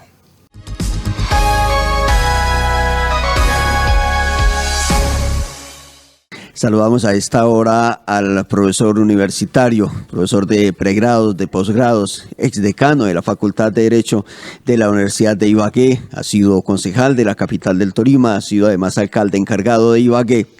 Y en el campo académico, con un reconocimiento no solo a nivel de Colombia, lo es también a nivel internacional, declarado como miembro precisamente de la Academia de Jurisprudencia a nivel de Argentina, pero igualmente con reconocimiento en muchos otros países. Hablamos del doctor Hernando Antonio Hernández Quintero, con quien estamos en comunicación a esta hora. Doctor Hernando, buenos días, gracias por compartirnos, acompañarnos estos minutos aquí a través de La Voz del Tolima, a través de PIC de Televisión. Gracias, Gilberto, un saludo muy especial para ti, para todos tus radioescuchas y televidentes, y como siempre muy agradecido por la generosidad de ustedes para conmigo, al igual que de todos mis paisanos del departamento del Tolima. Bonito cuando la vida le dice gracias precisamente por todo lo que se ha desarrollado a través de la existencia, por todo el aporte al desarrollo, al conocimiento, a la academia, en fin, a todo el campo del saber. Y ello para advertir que el doctor Hernando Hernández Quintero esta semana en particular viene siendo objeto de reconocimientos especiales, y comenzamos por uno que ya se cumplió, que lo ha hecho la Academia o lo ha hecho la Corporación Excelencia a la Justicia en un acto que se cumplió en Bogotá. Allí fueron objeto de reconocimiento ex magistrados, pero también profesores eméritos, que es el caso del doctor Hernando Hernández, lo que fue precisamente ese reconocimiento para conocimiento de todos los tolimenses, de los colombianos. Gracias, Gilberto. Bueno, primero mencionar que la entidad cívica más importante que hay en Colombia y reconocida también a nivel internacional en el campo de la justicia pues es la Corporación de Excelencia en la Justicia. Ella está encargada de vigilar, de estar atento a los desarrollos de la justicia, pero también en reconocer las mejores decisiones judiciales, los mejores magistrados.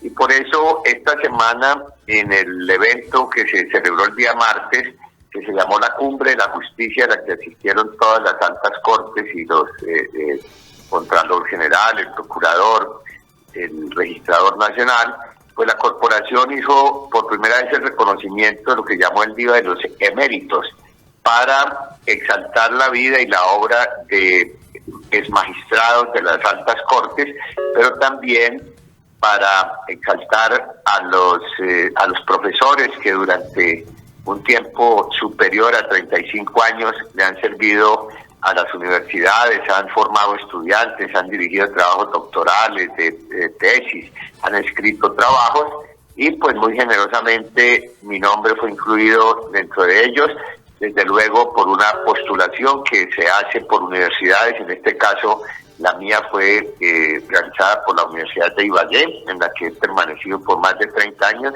y naturalmente también en el externado, donde ya llevo cerca de 34 años y un tiempo más en otras universidades como la Universidad Libre de Colombia, la Universidad Católica y la Universidad de los Andes.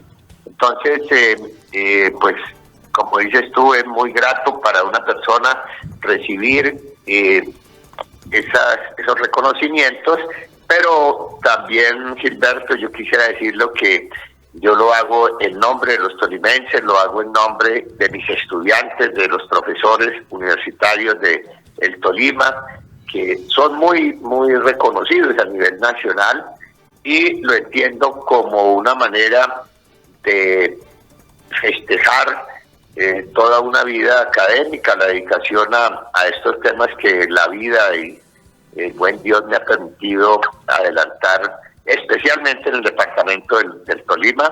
Como tú lo señalas, pues también hemos estado a nivel nacional e internacional, pues por bondad de ese buen Dios, y seguiremos mientras la vida nos lo permita, aportando en lo que la academia estime prudente. También resalto, Gilberto, porque es importante decirlo, que en este acto se escogió el mejor estudiante de Derecho del país, y fue reconocida a nivel nacional la estudiante Natalia Martínez, estudiante de la Universidad de Ibagué. Fue la mejor estudiante reconocida por la Corporación de Excelencia de la Justicia. ¿Es en programas de derecho, doctor Hernando? Todos los programas de derecho del país, exactamente. Correcto, qué bueno. Las noticias, no solo cargando buenos reconocimientos, sino buenas noticias, doctor Hernando. Pues sí, porque pues me enaltece mucho haber sido también el profesor de Natalia de Introducción al Derecho y de Derecho Penal, al igual que nosotros, profesores de la Universidad de Ibagué, y el señor decano, el doctor Alexander Martínez. Todos estamos muy complacidos de ver el fruto del trabajo de la universidad a nivel nacional, y pues puedes ver que un poco se junta, como diría algún logo de una universidad muy prestigiosa, lo antiguo con lo nuevo, ¿no? Es decir, se reconoce a quienes ya de alguna manera estamos terminando nuestras tareas activas académicas, pero también a quienes nacen a la vida jurídica y lo hacen desde el departamento del Tolima. Hay que decir que el doctor Hernando Antonio Hernández Quintero, con quien estamos en diálogo a esta hora, precisamente hace parte de uno de los investigadores académicos de reconocimiento precisamente a nivel de Colciencias por su hoja de vida en ese campo. Y producto de toda esa historia, como bien lo ha dicho, de ese trasegar por la academia, pues tendrá otro reconocimiento muy especial que le hace el departamento del Tolima a través de la institución destacada precisamente como es la Universidad del Tolima. Pues mañana, en una ceremonia especial, le estará otorgando el título Doctor en Ciencias de la Educación honoris causa. Lo que esto significa para la vida, precisamente cuando se hace ese par y se revisa lo que se ha realizado, lo que se está desarrollando, pero también lo que se está proyectando, doctor Hernando. Pues Gilberto, yo creo que es como sentir que en lo que uno ha podido trabajar, colaborar, pues ser reconocido por una sociedad.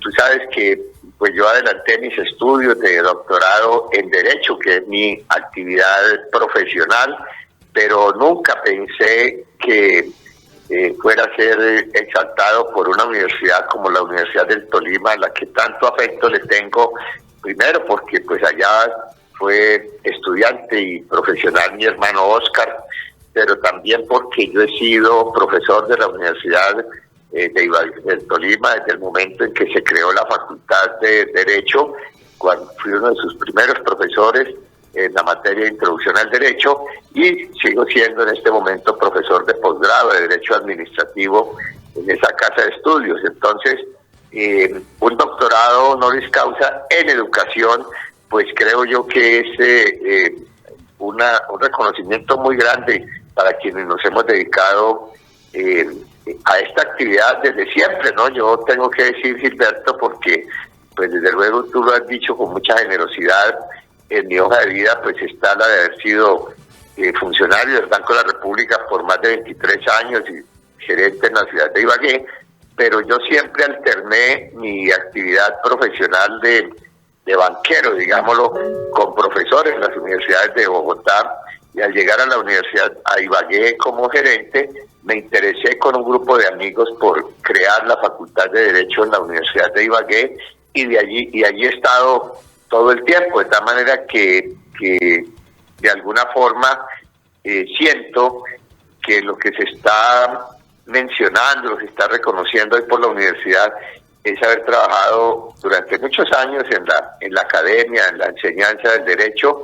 También he estado en otras facultades de administración financiera, en economía, en esos posgrados trabajando los temas de derecho económico, la intervención del Estado en economía, lo que tiene que ver con el penal económico, lo que tiene que ver con la delincuencia en la administración pública o los delitos contra la administración pública. Y creo que se reconoce, Gilberto, también el haber dirigido durante muchos años grupos de investigación, semilleros de investigación. Yo creería que esa tal vez es la parte donde yo siento una mayor alegría, es haber acompañado a muchos estudiantes en su carrera, en su formación como investigadores.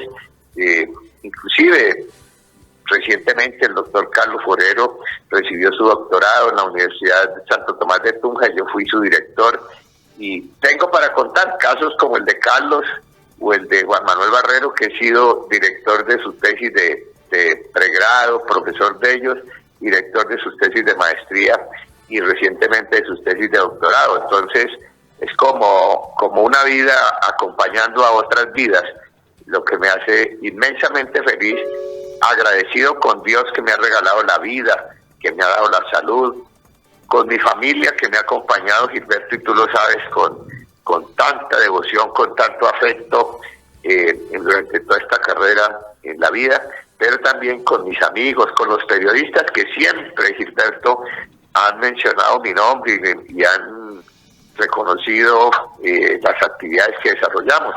Con todo el departamento del Tolima, con mi sede natal, el municipio de Santa Isabel, con el Ibagué, que me ha entregado todo, y el departamento del Tolima. De tal manera que estos reconocimientos para mí no son más que motivos más de gratitud para con la comunidad y un compromiso de aportar lo que esté a mi alcance y hasta que las fuerzas me acompañen, Gilberto. Bonito precisamente cuando se puede hacer ese pare en el camino, revisar lo que ha pasado de ese niño venido precisamente allí de jurisdicción del municipio de Santa Isabel, de ese niño, de ese joven, de ese trabajo, de esa dedicación de la familia. Y voy a citar, y tal vez peco de infidente, pero lo hago con mucho cariño, en algunos de esos diálogos que he tenido la oportunidad de sostener con el doctor Hernando Hernández Quintero, hay un consejo que he recibido de su parte. Uno nace en la familia lo prepara, sirve a la sociedad, y si la vida le alcanza, vuelve a la familia. Por lo tanto, es ese cuidado de la familia, y qué bonito regresar a la familia diciendo gracias por la existencia, y aquí están los logros precisamente, y ese reconocimiento a todo ese trasegar. Sí, Gilberto, creo que resumes lo que debe intentar uno en la vida hacer, trabajar por la sociedad y estar en la familia. Le he pedido a mis hijos, de verdad que me han honrado siempre, no solamente con su amor, sino con su disciplina, los dos profesionales, buenos trabajadores. Les he pedido que eso es lo que traten de hacer, que se preparen, pues algunos, mi niña está en el exterior, mi hijo en Bogotá, les he dicho, prepárense lo mejor posible, pero regresen al Tolima a servirle a su tierra. Ese es un compromiso que ojalá todos pudiéramos cumplir. Hay ocasiones en que no se puede, pero ojalá todos pudiéramos prepararnos a nivel nacional o internacional, donde sea posible, pero regresar a la tierra a servir y a estar con la familia de la que uno proviene. Yo realmente, Gilberto, quiero agradecerte mucho estos momentos para dirigirme a los ciudadanos, para estimular a los estudiantes que están en este momento en el camino, a los niños que desde las veredas y los municipios hoy se preparan, decirles que sí es posible alcanzar las metas, cumplir los sueños, cuando se tiene disciplina, templanza y mucha fe en Dios y en las instituciones, naturalmente. Pues doctor Hernando Hernández Quintero, gracias por su generosidad de atendernos, poder compartir estos minutos y esas felicitaciones cuando precisamente diferentes instituciones hoy le están diciendo gracias por todos esos aportes en nombre de un Tolima, como usted bien lo advierte, en nombre de un país. Gracias y muchas felicitaciones, doctor Hernando. Gracias, Gilberto. Un abrazo para ti, para tus oyentes, para los televidentes y muchas bendiciones.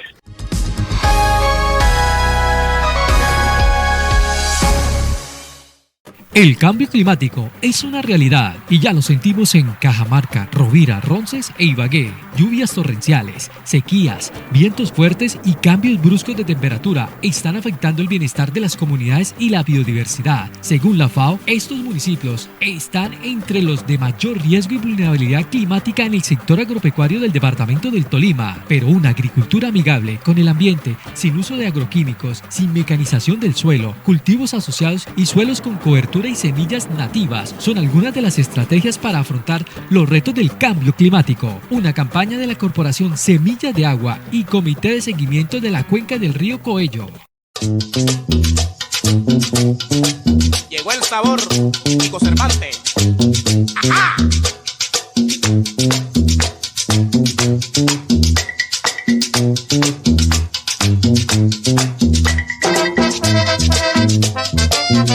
¡Vaya niña!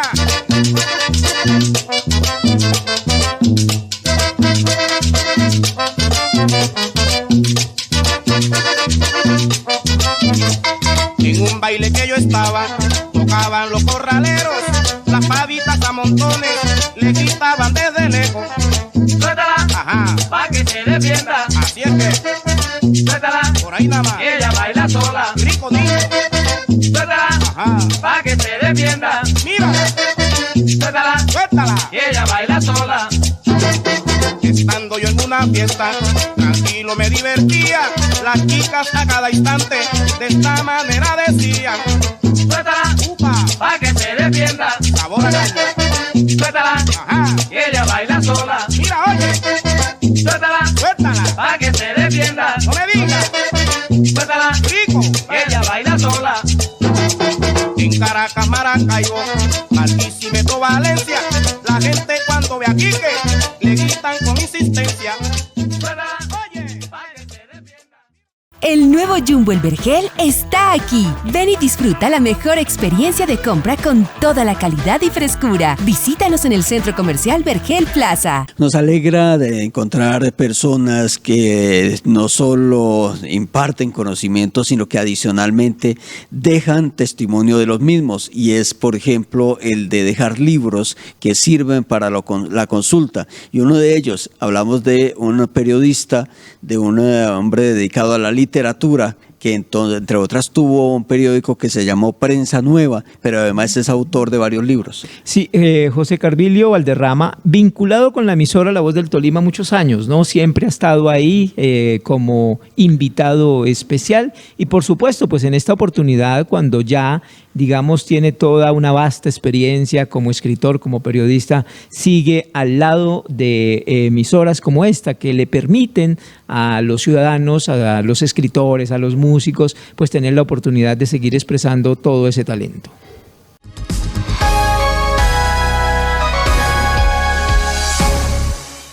Se trata del libro Escritos para Valientes, así es el último libro que José Carvilio ha publicado. Hay que decir de José Carvilio, él es licenciado en educación en idiomas, además de otra serie de estudios, ya hoy pensionado a nivel del magisterio, pero que también tuvo una actividad muy especial. Seguramente muchos recordarán el periódico cultural, que entre otras es el único que hemos tenido, Prensa Nueva. Así se llamaba, José Carvilio, el periódico. Prensa Nueva Cultural, 151 ediciones. Y duré 20 años trabajando con ese periódico hasta que dije no más. Se murió así de sencillo. Sí, claro, el periódico, claro. El medio. Yo era el propietario, era el director, el distribuidor. El financiador. Y el que financiaba las ediciones. Y termina desapareciendo precisamente por esa misma situación que se está presentando hoy a nivel de los diferentes medios. Pero además de Escritos para Valientes, que es el libro que nos acaba de dar a conocer, José Carvilio tiene otro libro que se llama La cara perversa de la educación, publicado hace ya varios años, como un poco la temática que se tenía allí en este libro para relacionar con Escritos para Valientes, que hoy da a conocer. No, ese es otro tema, porque yo trabajé en el magisterio 33 años en colegios de secundaria, en varios colegios del departamento, en los municipios, aquí en Ibagué. Y entonces desde que yo empecé a trabajar, empecé a tomar nota de ciertas cosas que yo veía que no eran correctas, o sino qué pedagogía aplicada estábamos dando nosotros los docentes, los que ya eran licenciados, los que iban terminando. No se estaba haciendo nada. Entonces yo fui recopilando temas y luego le puse título y tomé varias anécdotas para al final ponerle a cada tema unas conclusiones, que era más importante hacer las conclusiones que presentar el resto de la temática de cada tema. Dice José Carvilio José Carvilio Valderrama en el nuevo libro que nos está socializando, que hoy estamos presentando, Escritos para Valientes, que hay un poco una comparación que hace con la urbanidad de Carreño. El bien hablar, el buen escribir, el de la buena expresión, el del significado de las palabras. Estaba allí precisamente en el libro En la cara perversa de la educación. ¿Qué reflexión queda finalmente tras haber publicado ese libro? Pues ese libro incidió mucho porque me llamaba la gente para preguntarme y que yo profundizara más, les completara otros casos que presentaban que eran perversos, hechos por los maestros en los municipios. En las veredas encontraba un maestro que llegaba a clase con el revólver, la cacha del revólver en el cinto, y así dictaba clase. Y los niños simplemente contaban en la casa que el profesor estuvo cargando el revólver, le cambió los tiros por otros ahí en clase. Contaban eso, imagínense. Una situación. Y los castigos que utilizaban muchos maestros, de coscorrones, de cogerle la orejita a un niño y torcérsela porque estaba hablando. Eso no era pedagógico. Los castigos que se aplicaban en esa época, y estamos hablando de hace 30, 40 años. Claro, y yo critiqué ahí en ese libro el poco de tareas insólitas que dejaban los maestros, compañeros, a los estudiantes un fin de semana o para Semana Santa, nomás con el fin que ocuparan el tiempo libre. Ese no era el método correcto. Eso. Hoy ha tenido la oportunidad de un poco de evaluar lo que sucedía, lo que está en el libro con la situación de hoy. Todavía se presenta en algunos municipios, en algunas veredas lejanas del casco urbano. Y vienen y me cuentan, yo le digo, lea La cara perversa de la educación y verá que ahí encuentra lo mismo. Y yo publiqué ese libro en el 2007. ¿No? ¿Cuánto tiempo ha pasado? Y sigue lo mismo. Lamentable eso. Bueno, le sale precisamente el libro La cara perversa de la educación y hoy se presenta el libro Escritos para Valientes. ¿De dónde el título de este libro y lo que usted quiere a través de ese título precisamente a darle a ese lector? Pues resulta que la mayoría de los temas que yo fui seleccionando son relacionados con las costumbres de la gente, con el vocabulario, con la forma despectiva, maleducada que tiene la gente y no son los niños, no son los jóvenes, no es la adolescencia la que está comportándose de esa manera. Es el ejemplo que están recibiendo del hermano mayor, del abuelo, del padrino, de la mamá, de la abuelita, que se siguen portando de esa manera, y como nadie les dice nada, piensan que esa debe ser la forma de tratarnos los seres humanos. Y yo le hago un llamado a la gente para que deje la hipocresía, el chisme, la mentira, el engaño, la traición, la infidelidad, todo lo que uno ve donde quiera llega. Uno encuentra unas sorpresas que no esperaba encontrarlas en ciertas partes con la señora o con la señorita tal, tan elegante y tan bien presentada, pero su conducta cero. Escrito para Valientes, ¿a quién está dedicado? Eso está dedicado a las nuevas generaciones, para que no crean que porque hago hincapié en eso es para que sigan comportándose de esa manera, que sean infieles, que sean groseros, que sean altaneros, que sean rebeldes. No, eso tiene que algún día acabarse para que no suframos tanto. Dice Germán Barberi Perdomo, él es abogado del departamento del Tolima y es quien hace el prólogo precisamente del libro Escritos para Valientes, entre otros aspectos. Consiguió José Carvillo, y así estoy seguro lo hará con sus lectores, sacarnos del día a día, de la monotonía, para ponernos a pensar y hacerlo positivamente, sin odios ni pasiones, en una obra diferente, dialéctica, instructiva, filosófica y creativa. Gracias por lograrlo. ¿Cómo fue ese día a día precisamente para llegar a ya tener el libro y dispuesto para los lectores? Pues este libro tendrá unos 20 años de estar los materiales, los escritos, los apuntes por ahí rodando, pero guardados. De cajón en cajón, de gaveta en gaveta, yo los iba guardando y decía, algún día me quedará tiempo y conseguiré dinero para pagarle al editor, al impresor, que me saque un libro, ojalá llamativo, como efectivamente lo hice, lo diseñé y lo diagramé, incluso metiéndole colores, y letra grande, letra mayúscula y en negrilla, porque la gente a veces, para sacarle el cuerpo a uno y no comprar el libro, dice, no, yo para qué compro ese libro si fue impreso muy pequeñito, muy pequeñita la letra, y ese libro no le metieron ni un color siquiera. Miren las páginas, los que estén interesados en adquirir ese libro, miren las páginas que son completas. ¿Cuántas páginas tiene? 100. Justamente revisando el libro. 180. Antes de ir, Erika, le respondo a José Carvillo. Precisamente es un libro, 180 páginas a full color, como se denomina públicamente, y ahí va la pregunta de Erika. Pues, diga. Es que me causa curiosidad aquí, en la página 121 menciona usted algunos signos del zodiaco, menciona Sagitario.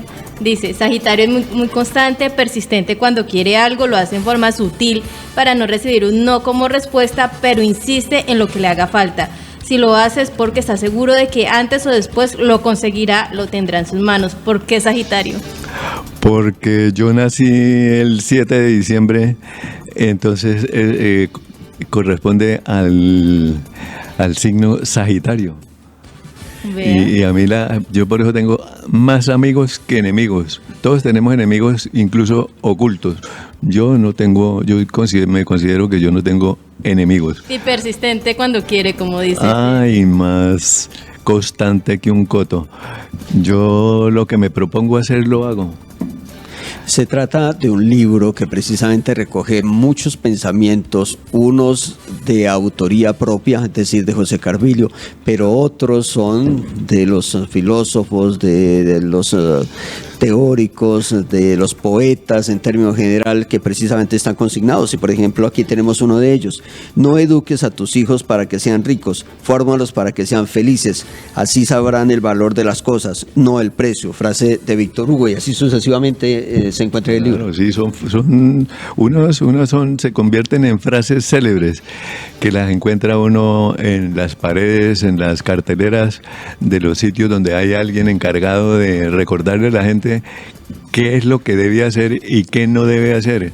El comportamiento, la decencia, la educación, la cultura, hay que reflejarla donde quiera uno esté, en la buseta, en el taxi, esperando el bus, donde sea, debe uno comportarse correctamente, no así como encontramos muchos espectáculos en plena calle.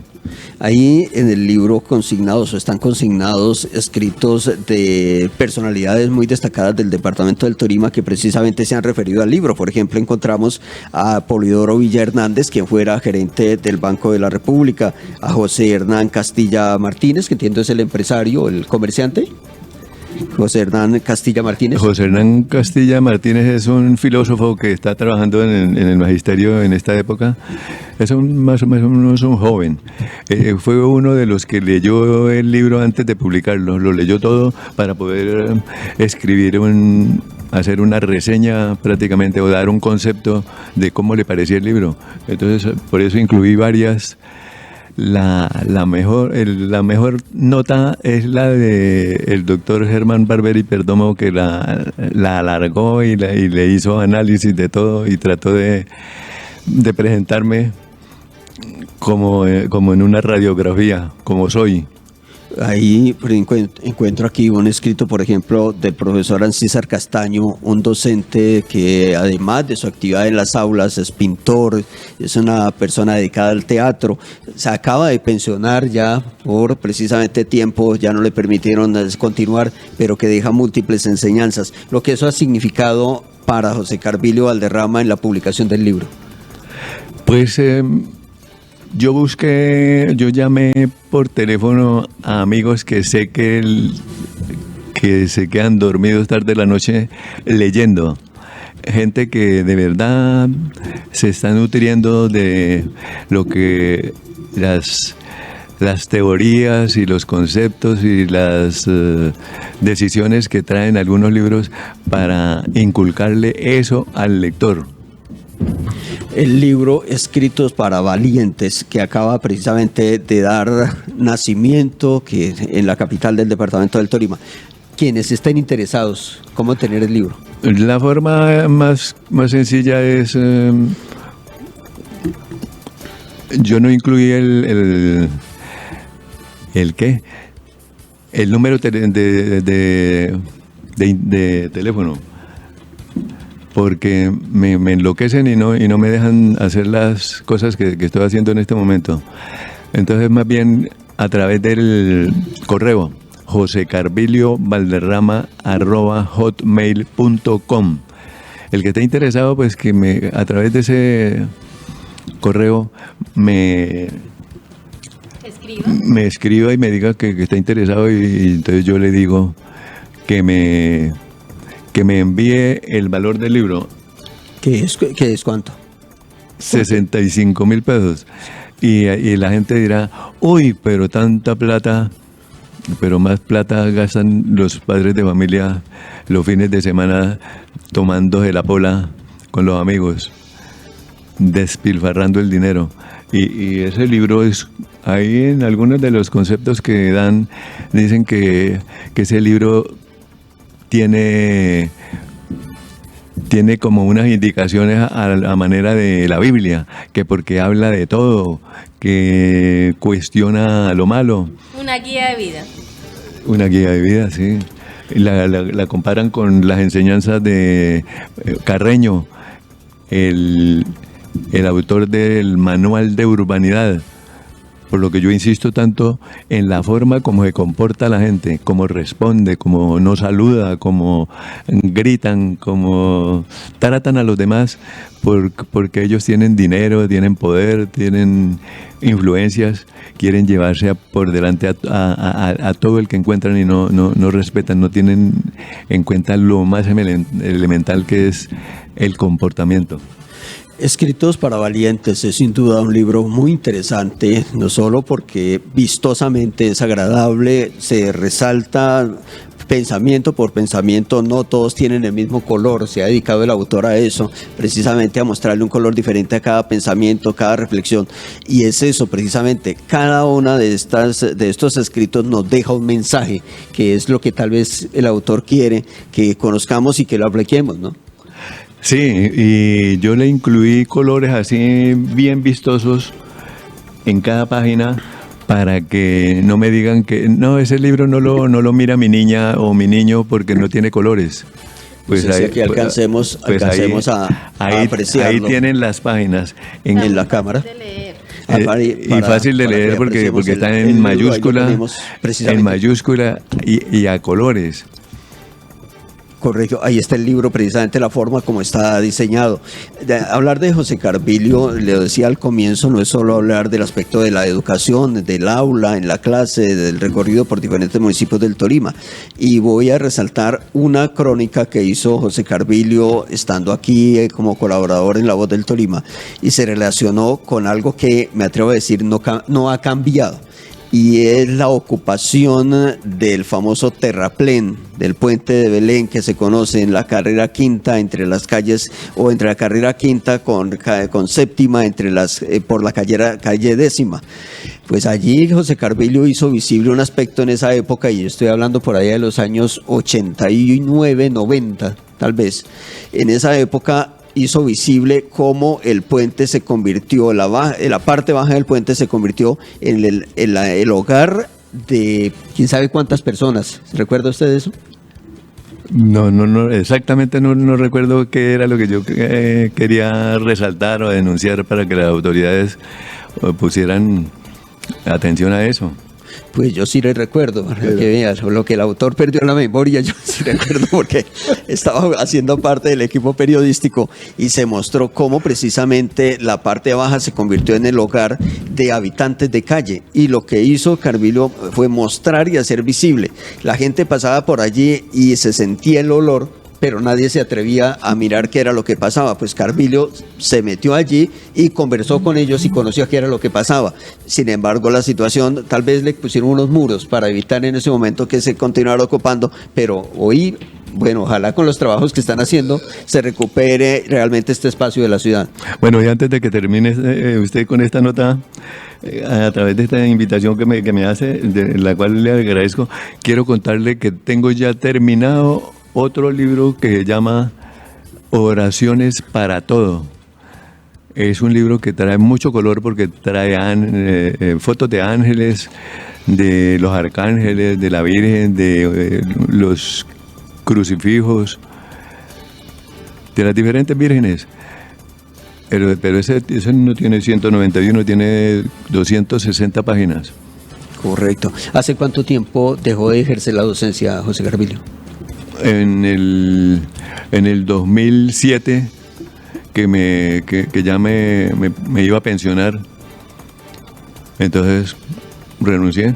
18 años, indica con ello, y está dedicado entonces a escribir libros. Hoy el libro Escrito para Valientes, que vale la pena tenerlo sin duda alguna por el contenido, pero también por el agrado en la vista, para quien lo observe vale la pena, y sobre todo los mensajes, las reflexiones que nos deja a través del libro. Pues José Carvillo, gracias por acompañarnos, por reencontrarnos en el camino y poder conocer de su actividad hoy, luego de haber dejado la docencia, dedicado a precisamente la escritura, a hacer libros. Y dice José Carvillo, lo difícil no es escribir el libro, lo difícil no es armarlo, lo difícil es venderlo.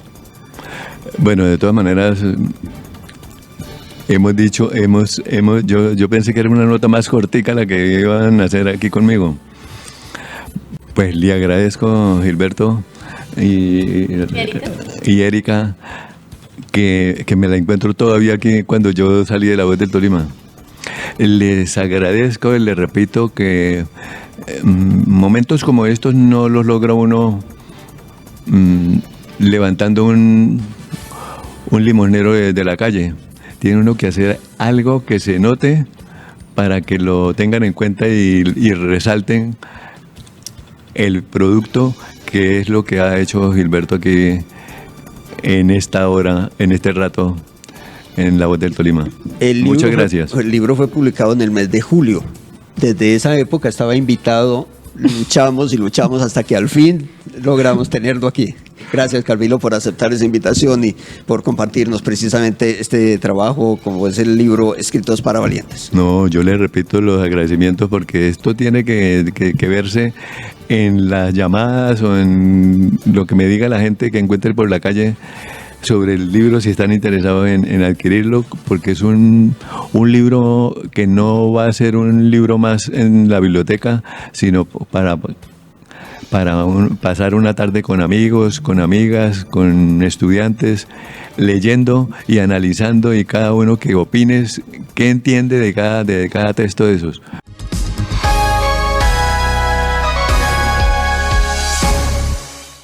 El nuevo Jumbo El Vergel está aquí. Ven y disfruta la mejor experiencia de compra con toda la calidad y frescura. Visítanos en el Centro Comercial Vergel Plaza. De esta manera llegamos al final de esta entrega de noticias a través de la Alianza Informativa de La Voz del Tolima de PIC Televisión en este primer día laboral del año 2026, William. Sí, señor, este primer día hay que comenzar con toda la energía porque vamos con un 2026 que ojalá sea de muchas acciones positivas para todo el departamento del Tolima, para la ciudad de Ibagué, para nuestros campesinos que siempre escuchan la radio a través del dial 870M, para nuestros televidentes en la ciudad de Ibagué y en los demás municipios hasta donde llega nuestra señal. La próxima semana ya entraremos en materia con todas las noticias, con la actualidad. Estará nuestra compañera Erika Gutiérrez, que regresa de vacaciones. También estará Lizeth Carrera, por supuesto. Voy a estar ahí al frente también de los informativos. Y estaremos buscando la manera de seguir avanzando, de tener más información, más innovación en nuestros productos. Me hace recordar sus palabras a don Carlos Novoa, un habitante de la zona rural del municipio de Cajamarca, de Anaime específicamente. Algún día nos llamó y nos dijo: mire, aquí los estoy escuchando, y nos dejó escuchar la emisora a través del teléfono precisamente para compartirnos testimonio de cómo llega La Voz del Tolima y cómo La Voz del Tolima, como PIC, son un aliado precisamente en el departamento del Tolima que nos permite integrarnos a todos. No porque nosotros estemos haciendo parte del proyecto, Gilberto, pero ha sido exitoso y lo reconocen nuestros oyentes, lo reconoce el empresario, lo reconocen los mismos colegas. Ha sido un buen proyecto y por eso en esta vigencia 2026 vamos a continuar con mejores productos aquí a través de estos informativos. 6 de la mañana, 12 del día, 8 de la noche también tenemos noticias en el canal PIC Televisión. Teniendo siempre una frase que hemos acuñado: la honestidad y la credibilidad en la información, que es lo que nos caracteriza y por la que defendemos precisamente ese derecho que nos asiste como periodistas, como medio de comunicación. Un feliz fin de semana para todos ustedes, que se la gocen porque se nos acabaron los puentes de esta época vacacional. Nos queda ya el de Reyes, que entre otras se corre porque va al próximo 12. Sí, 12. Ese es el último. Entonces los Reyes llegan 6 días tardecito. Salimos este viernes, descansamos, venimos una semana, luego volvemos al puente. Esa está bueno, ¿cierto? Sí, porque queda como una ñapita que quedó por allá. La ñapita. Eso es. Exactamente. Feliz día, feliz tarde, feliz noche para todos.